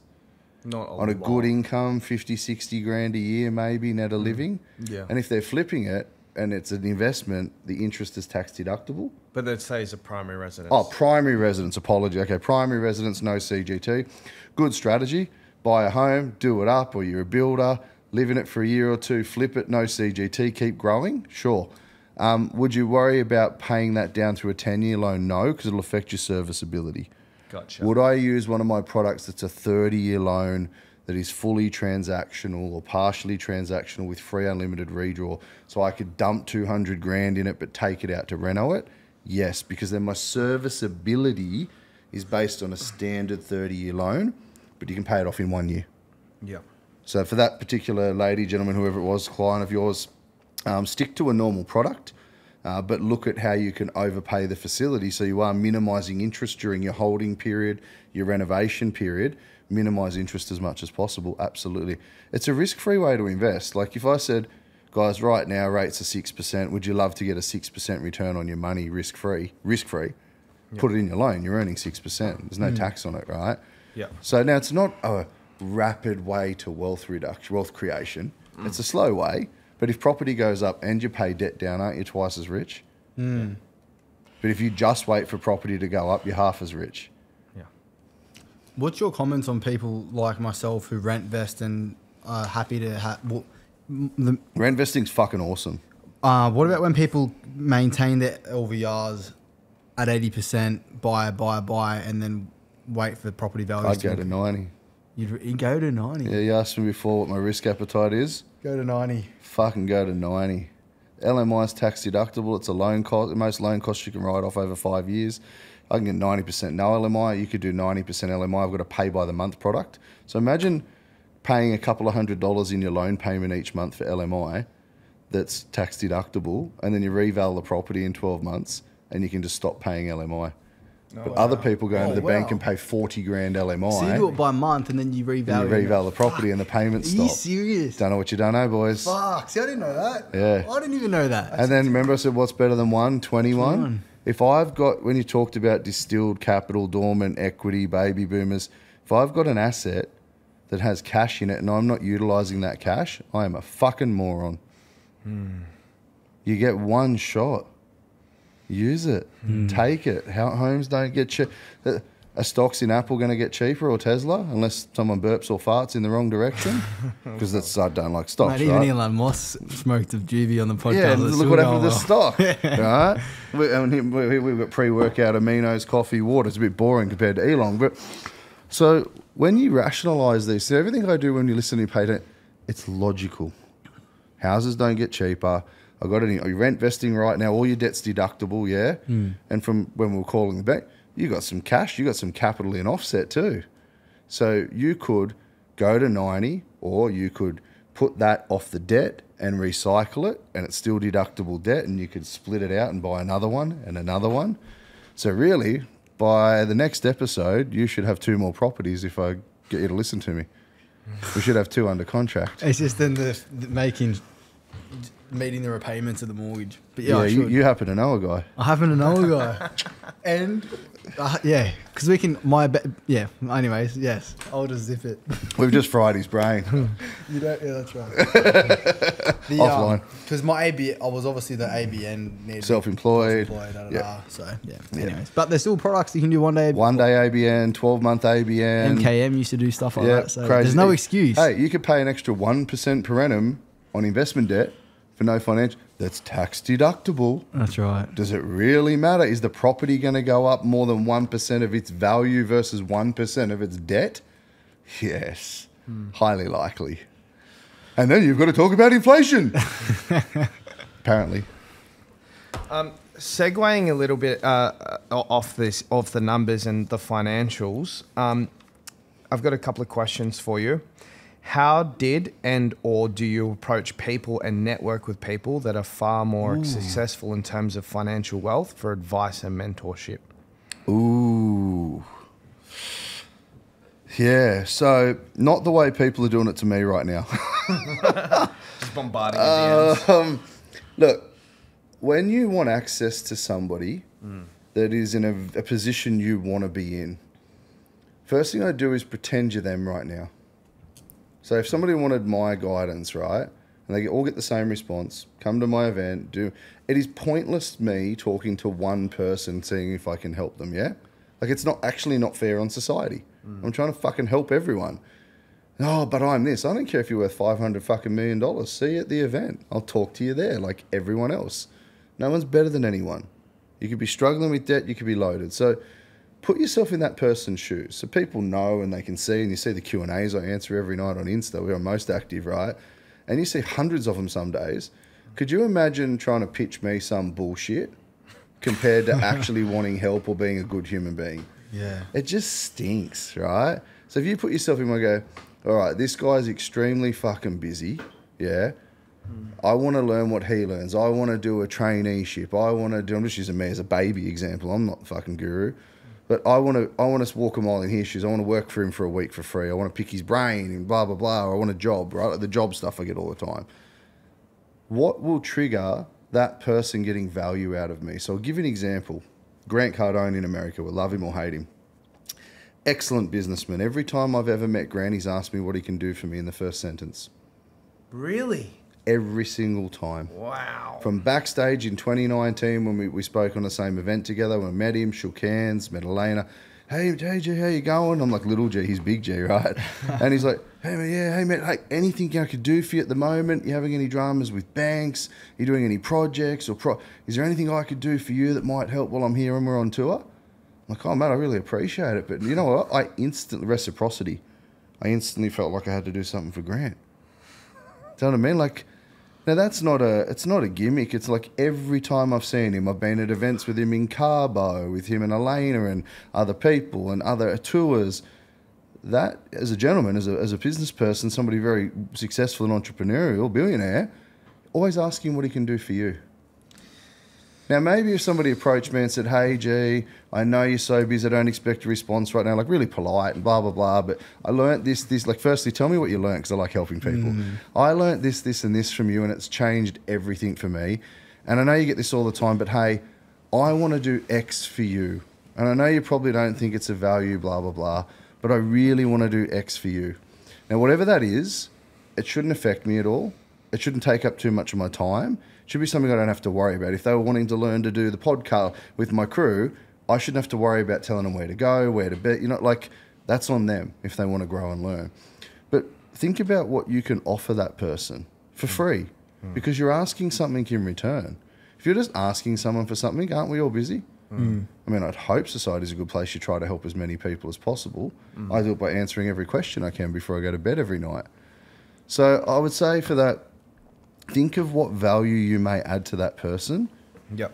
How you can get into that network. Your network is, your network is your net wealth, so to speak. So, whether it's work experience, whether it's events, whatever it may be, hey, can I buy you brekkie? I get offers for brekkie and coffee all the time. I don't have time to have coffee with random people. There's zero value exchange for me in that. I've got to go somewhere, I've got to meet, and I saved $4.90. I have a coffee machine at home. A cafe at the front of where I live. So I think just be really genuine and authentic and think about what would give value to that person. Yeah. Another one. Mixing business / money and family. What's your thoughts? There you go. I tell you what, if you fucking hate your family and friends, lend them money. You'll never hear from them again. I've got friends at the moment that I've lent money to. I don't talk to them. Unless they're ringing me to pay me back. That's great. You talk to them for a little while. Quickest way to get somebody out of your life is to lend them money. You never fucking hear from them again. And the more money you lend them, the less likely you are to hear from them. I would say this, when you lend somebody money, what is the date you will be repaid, even if it's interest-free? What is the line in the sand of when they can pay you back? You don't just help people indefinitely because then you know what? It just never comes back. They just sweep it under the rug. And I've lent money to people and then watched them go overseas on holidays. Oh, wow. That's slack. I've lent money to people and then watched them buy a new car. I don't talk to those people anymore. What the hell? That's mental. Seems trivial, right? But you've got to put yourself in the other person's shoes. Yeah. So, like, if somebody was really annoying me, I'd just fucking lend them some money. I've watched it happen before. Family, friends. So I have a very, very small circle because I'm very time poor. So, and 23 years of doing it, do you know how many disasters I've seen? Tears, tiaras, tantrums, and hair extensions flying everywhere. Countless. Right? Like, family with property and money and super fun. You're all different ages. Oh, it's all rosy. It's rainbows, lollipops, and unicorns. Two brothers are living together. One, the bank considers each of you entirely responsible for the whole debt. So you fucked your borrowing capacity forever. So you've got to sell and split. It's all great. It's your boy. It's your boy. One of you gets a girlfriend or a boyfriend, whatever floats your boat, but you get a partner. Yeah?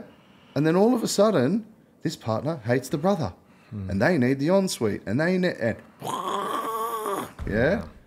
Shit happens in life. So yeah, don't mix business and pleasure. Don't mix business, money, and family and friends. So Now, even property and your brother, you wouldn't. fuck no. Wow. Yeah. And it fucks your borrowing capacity. Because even though each of you are responsible for it, you want to go do a new house, I see thousands of people a year, thousands, not joking, that can't buy a home and their wife's pregnant and they've got a baby on the way because they're tied in with their brother or sister. And the brother or sister, guess what? Refuses to sell. What was the hardest part about starting up your own business? And was it the leaving security of work or fear of failure or something else? For me, I started this business. This is an interesting question. I started this business to actually solve my own problem. So I started this business with my wife, Rebecca, because I was literally in debt, come out of a messy divorce, nothing, like battered up car and a fuckload of debt, like hundreds of thousands of dollars of debt. Like borderline in the shit, credit default, like fucked. This business and financial literacy and education and structure was actually created to solve my problems. Yeah, okay. That's why it's so authentic. Yeah. That's why I know it works. And that's why people on the outside that come in almost think it looks like I run a financial fucking cult. Do you know what I mean? Like, we call it the Infinity Family. In a non-Brady Bunch, non-Hey Dad kind of way, obviously, with that sort of weird shit. But so it was actually throughness. You know when they say like solve big problems and you can create great businesses? At the time, this wasn't the core business. We were solving our own problem. It became a business when people watched us solve it. Friends, family, referrals. How do you do that? How do you do that? So there was no fear for me. I was already at lowest low, rock bottom. Plenty of people listening to this message, rock bottom, starting again. You've given me hope. We were there in 2012. I was there. I was done. I was out. I was fucking hopeless. 2012. Wow. So no fear for me. It was designed out of necessity because I actually sat down and after back then, I don't know, 10 something, 12 years in the industry, I was trying to figure out the most mathematically correct way to smash debt and build wealth simultaneously. Not, I'm going to wait till I pay off my house and then I'll invest. The fucking market grew 40% while you were waiting. You know what I mean? Like, so simultaneously reducing debt rapidly and creating wealth rapidly. No fear for me. It came through necessity. Did you build that with a business partner? Or was My it wife. Yeah, that's it. Yeah, my wife, Rebecca. And she was a personal trainer. I asked her out for about 6 months, every week for 6 months. She looked down at my gun and said no. After about a month or two, I went, it's the weight, isn't it? She just didn't say anything, very respectful. What weight have I got to get to? And I was a big boy. I got up to 138 kilos. She got me down to 88 kilos. Wow. And we had a bit of a deal. It was around 90 kilos. And that wasn't to be ripped. It was just to be healthy. Yeah. And I'll never forget the week. I weighed myself in like the week. I'm like, I got her. And I'm like, all right. And I remember like on the Monday, I'm like, hey, where are we going for dinner on Friday night? She's like, what do you mean? I'm like, just, weigh in Wednesdays. Like, so, So that's actually how you snagged her. Yeah. Nice. With friends all hanging out. Nice. And so at the time she was studying, it's funny, she did her diploma of financial planning, her diploma, Cert 4, then diploma of mortgage broking, and a full corporate real estate agent license all in like 6-12 months, under 12 months. You saying that, yeah. And I'm like, fuck, like I'm not picking it, like, is that the barrier of entry? To get all the practical, or theory not practical. But then with a personal training background, she's like, right, if I have a client, I'm not going to let them eat junk food. When they leave the PT session in the morning, I'm going to ask them what they're eating for lunch. Yeah? Did you have your supplements? Did you have your smoothie? So in that, then we're like, hang on a minute. And that's how we started getting called a personal trainer for your finances. Because it was like, hang on, you wouldn't give somebody that's bad with money a credit card, would you? That's like giving a McDonald's gift voucher to me when I'm obese. I'm fucking hitting up that Big Mac. Right? What do you mean? Rubbish is in the bin. Yeah, exactly, right? That's what it's like. So when you relate it to logical shit, it's like everyone's getting set up for failure. Points, credit card, offset, da-da-da-da-da. Spend all your money in offset plus smash the credit card. So we put like a coaching training. How do you actually hold yourself to account? You can't. Unless you've got very high standards. Most people don't. So we all need to be held to account and mentored. And you know what we don't like to do? We don't like to let a teammate or a coach down, do we? No. A sporting as you grow up, or a friend, like, or a so because you don't want to let a coach or a mentor down, you don't want to be embarrassed that you weigh in or score an own goal instead of a normal goal. Like, so that sort of accountability structure we brought into money management. Started with ourselves, turned into probably the largest financial education business in Australia. Are you the only company that does this sort of thing? There's variations of it, but there's no one at our scale, our size, and with a proven track record since late 2012, early 2013. There's a few imitators, a few ex-staff. We send them legal letters, have to get stat dec signed, lawsuits, blah, blah, blah, blah, because there is some trademarks and intellectual property specifically around what we do. And we're very proud to protect that, because if it was easy, everyone would be doing it. And you've seen the comments from, bro, too hard, bro, just use offset from industry people, right? Yeah. That means you don't understand shit. That means you're a salesperson selling a product to get a commission. And these are brokers too, that you're trusting with They're your own home loans. They're brokers, right? Yeah. So, like, and that's the level of experience that people are using, but they're just they're qualified salespeople. It's sad. It's dangerous. Dangerous. Mate, how did you develop the skill of financial literacy? I don't know if you develop it. You do develop it over time. It's like a muscle. I think that it starts at a very young. Well, I know it starts at a very young age. Money has nothing to do with money. You know how I know? Australia coin. Yeah, shit coin. You can make money up now. Hopefully it's legit, not a pump and dump. Money has nothing to do with money. You know what money has to do with? When you're a kid, your mum or grandpa or neighbour's dad, or they say something about money and you learn little habits, right? Like little games. And I call it the chalkboard. So when you learn your first money game, you get pocket money, or you wash the car when you're a kid.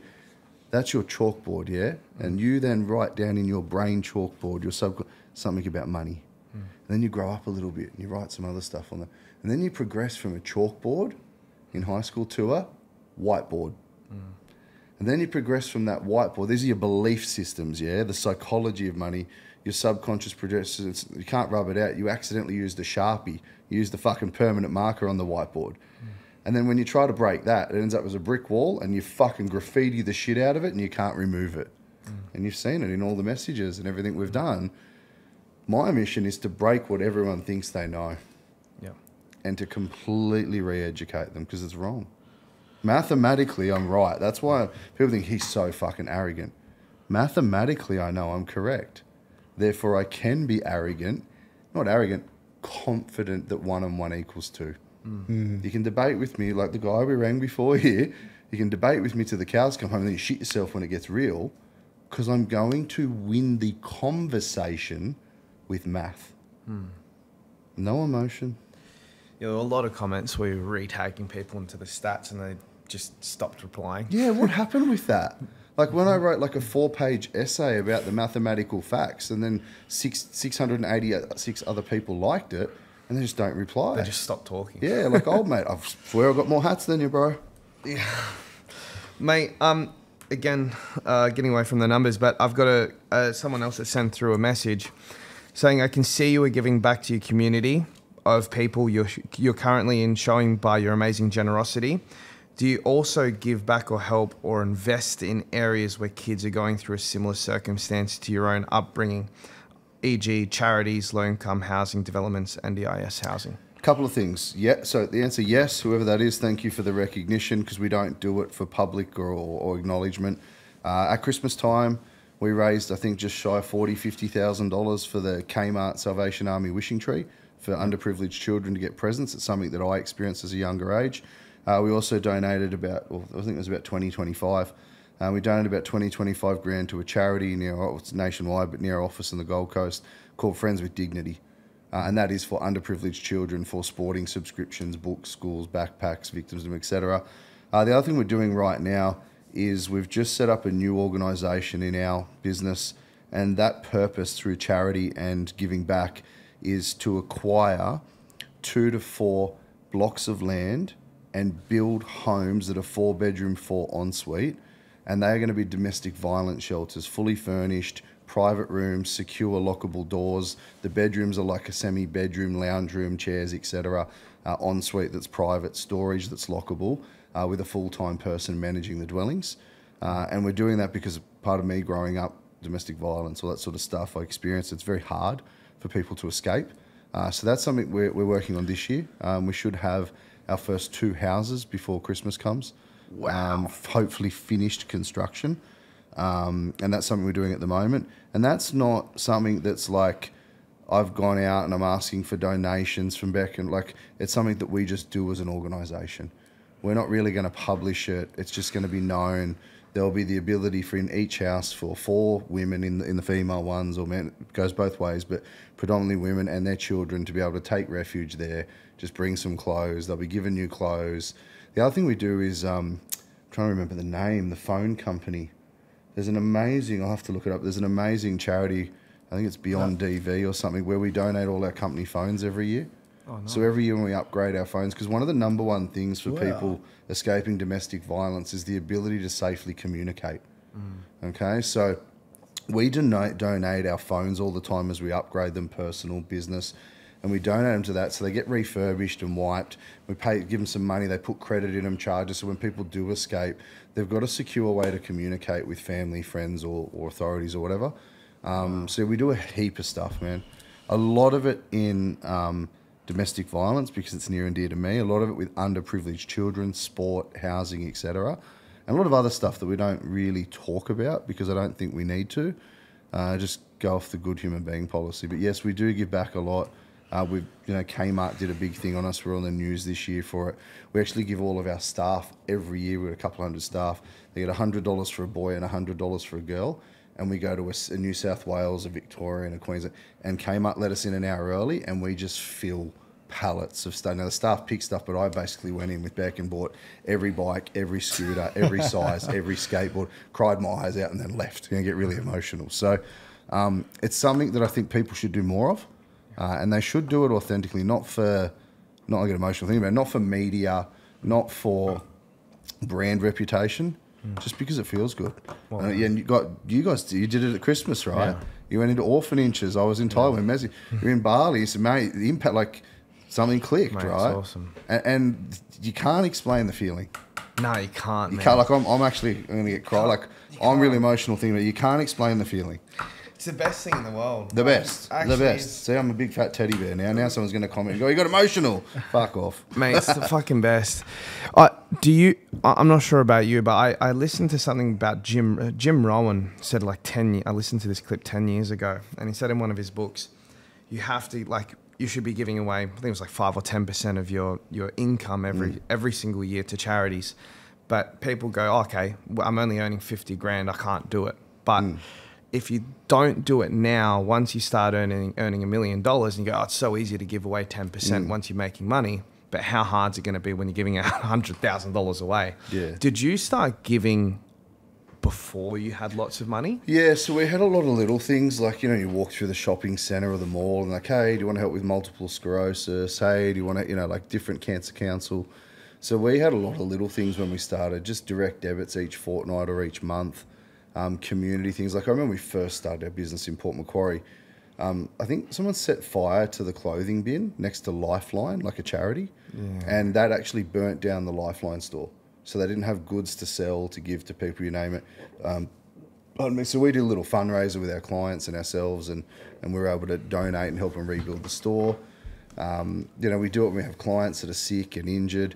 I think people need to start thinking about giving unconditionally without expectation and see what it feels like. Like, take your children to Kmart for Christmas shopping and let them pick a present for another chip. Like, it starts really young and let them get excited about it and feel it.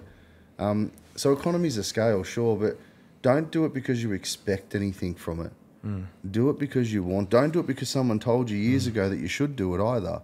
Just do it because you want to do it. Feels good. Yeah, like it's very easy to walk past the charity people or to ignore the door knock. I know we all hate that sort of stuff, right? But find something that means something to you and your family or your business and pick that and do it privately. See how it makes you feel. Mate, best fucking feeling in the world. Man, Unfucking believable. there's no alcohol, drugs, skydiving. There is nothing in the world that beats helping somebody else, especially if you never ever met them 100%. or ever will meet them. That's unconditional. Mate, It's wholeheartedly. a buzz, man. It's a buzz. Oh, Wholeheartedly believe I'm going to in get a that. giving boner instead of a money boner now. Seriously, like it's good. It's good. Mate, I can't wait till you pick the person for the 20 grand. I hope it's someone fucking struggling. That's How, gonna. Yeah. how do we do something for the kid that can't listen to the podcast yet? Yeah, I don't know if any of his kids listen to my podcast because I've got a potty little mouth. So I don't know. How about for the next episode that we're going to do in the coming days, why don't we figure something We'll figure out for something some out, underprivileged children or something as well? Like really, really deep, something we could do. Maybe we could do some sporting scholarships or memberships. Yeah. That's actually a good example. When we opened in Port Macquarie, we had nothing. We actually donated like 5 scholarships for the ballet studio in town because our niece did ballet there and she could afford it, but there was heaps of kids we found out couldn't. So we actually just paid the like subscriptions for these young girls and guys to do ballet, dancing, keep them off the streets, give them something to. So it could be so little, like it could be $26 a fortnight for dance classes, but there's some real cool shit that we could do. We'll figure something out. Yeah, let's do it. I'd love, you know what one of my dreams is to get a bus for the kids that don't have the parent to drive them to the sport. And it picks up the kid. Well, I used to get a lift with other people's parents me, every single weekend. time to sport. Yeah. Because mum had to work multiple jobs, so someone always had to give me a lift. So yeah. But, mate, we'll think of something. Yeah, done. I wanted to steer. Have you got anything else, Kev, around that you want to touch on? Yeah, just before we get into numbers and stuff, how did you develop the skill of speaking so well and clearly in front of large audiences? Well and clearly. I don't know about well. You come and see me speak at Branson. I don't know, was it well and clear? I don't know. It was authentic. Okay. Well, all right. Thank you. So I think, you know how people like there's speaking institutes or I'm going to coach you to speak. And I think for me, like, I know so much about what I know and there's so much passion attached to it and authenticity. You said authentic is what a lot of people describe me as. Like, I don't care if you think I'm an absolute fucking tosspot, but there's this whole tribe and vibe of people that flock to me. So my job is to deliver a message to teach you something you weren't aware of. If you learn that and say thank you to me, I'm a fucking happy human being. That's what I'm driven by, right? That's my fuel. Like every morning, like that's my fuel. So I think for me, there's not a lot of structure. Sometimes you ask me a question, I'm like, yeah, blah, blah. Oh, but to get back to the question, right? I've got so much in my brain, like I don't sleep. So for me, speaking, it's not very structured. It comes like very authentic, very genuine. Whatever vomits out comes out. Sometimes we're like, oh, fuck, you didn't just say that. My wife's petrified sometimes because there's zero filter. But I think that it's 2024. People have got a good bullshit detector. You know what they don't want? They don't always want the fancy suit and tie. They don't want the fucking, this person's so rich. Like, let success be the noise or have proof in the pudding of what you do. Yeah. So for me, it's just always come from a place of authenticity, of numbers. So numbers are easy to talk about if you know numbers because there's no opinion to it and I don't have to sell anything. Very black and white. Yeah, and so when I'm talking to these people, doing this stuff and I'm answering, you know, it's, hey, how do I work with you? Hey, how do I work with you? They're numbers. It comes from like a caring point. I don't have to answer their fucking question, do I? No. But I do because I care. And if they one day want more help, I answer it again. They one day want to, great. They don't want to do business with me? Sweet. I don't care. I don't need it. And I think you guys notice that in other people. There's this genuine of zero fucks given. I don't need the money. Like I'm happy with where I'm at. Like for anyone listening at home, I want to sell my business for $100 million. Why? Because that's the biggest number they can think of. I'll give you a tip for all the business people there. if you get $20 to $30 million, well, I'm not saying this is for everyone. People want to sell businesses, be billionaires, whatever. If you get $20 to $30 million, it's no different at $100 million. Tell you why. I've got people, friends that have sold businesses for 200, 400, huge figures. Let's say you wanted to buy the house of your dreams. 5 mil? 10 mil? Depends, right? So like 60 mil? Come on, Yeah.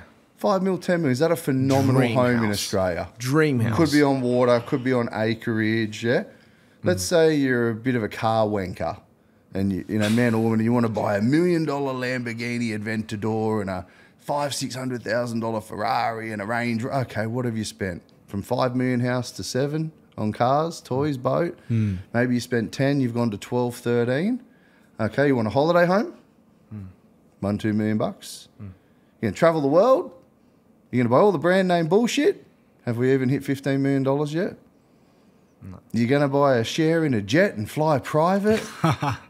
Woo! Have you spent $15, $20 million yet? No. See, people get this shit in their head. So the speaking just from the heart, like numbers from the heart, but just anyone trying to get any message across, I say to them to be authentic in your desires to sell your business and your desire to invest, create wealth or protect your wealth. Just as long as it comes out authentic, do you know what I mean? Like people can smell a mile. It's funny, I listen to some of the comments from people, fuck, this guy speaks with authority, but it's wrong. Isn't that funny that someone can say what I'm saying is wrong, but I speak so confidently? But we know it's not wrong. That's what all the awards are for. So I think there's something to that. When you can speak so confidently, it's because you're so comfortable in your own skin. Even the guys that say I got shares in KFC and Macca's, that's all good. Watch the next end of 75 hard. Whoo, I'm coming for you. I've got the screenshots. I keep the receipts. I keep receipts, bro. I keep the maddest receipt book. I've got people that didn't do business with me from 5 years ago that I email and show them what they would have achieved by now, and just checking in if you're reconsidering needing any help. You know what I do when they ask for help? Oh yeah, I thought you might have, but it ain't going to be with me. All the best. And you know why? It's not to be mean, like it's not that facetious, but you know what? It's not to be mean.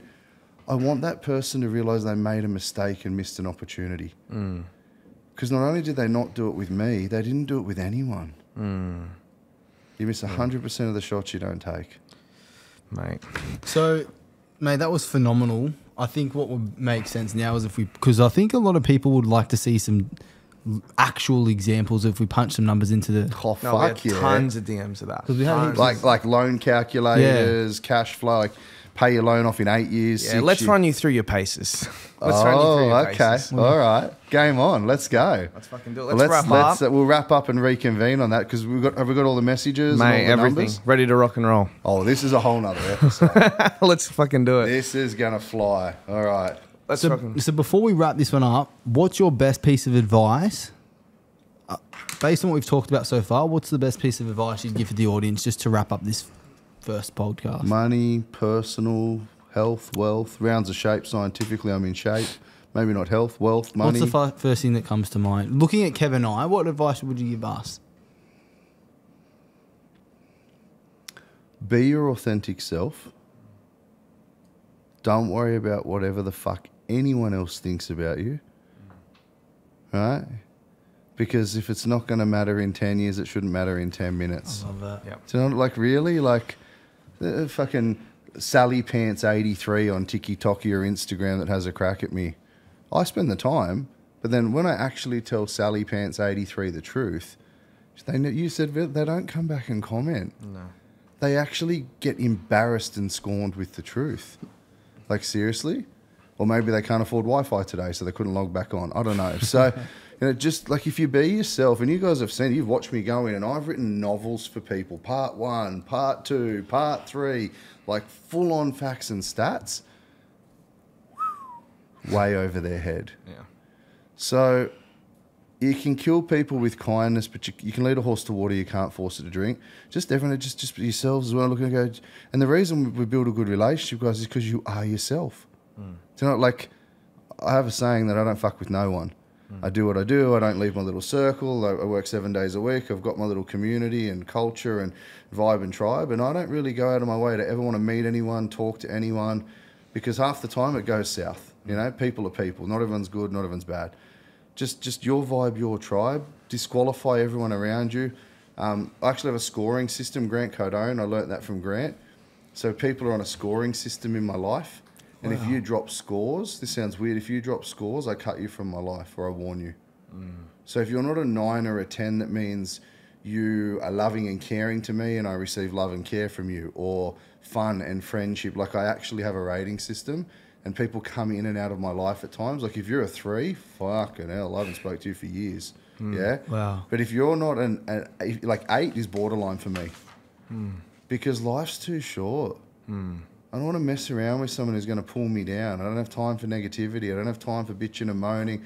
I will completely extract myself from that. Yeah. That's why I'm always so happy with so much energy. Yeah. Think about what you do for a living. You give your energy to people. Yeah. This weekend on stage, I'm going to give my energy to 500 people. That means they're going to take my energy. If they're not good people, I'm going to start kicking them out of the room and refunding them. Promise you. They're there to learn or they're not. If they're not there to learn and they don't genuinely go through the process, I start kicking them out of the room because they'll fuck it up for the other 489. So just be yourselves. Love it. Be yourselves, everything else will follow. And it'll just fall into place. And if you do one thing and it's the right thing and you're authentic for long enough, it just one day you wake up and fucking everything just comes together. Swear, like I'm 40 now, nearly 41, 11 years in this particular gig with my wife, and we've just done the same thing over and over and over and over and over again and built like this most amazing community because it works. Just be yourself and just stay consistent. And again, you can't beat someone that doesn't quit. Can't beat someone who doesn't quit. That's right. Let's do the numbers. Let's do the numbers. See you soon. All right.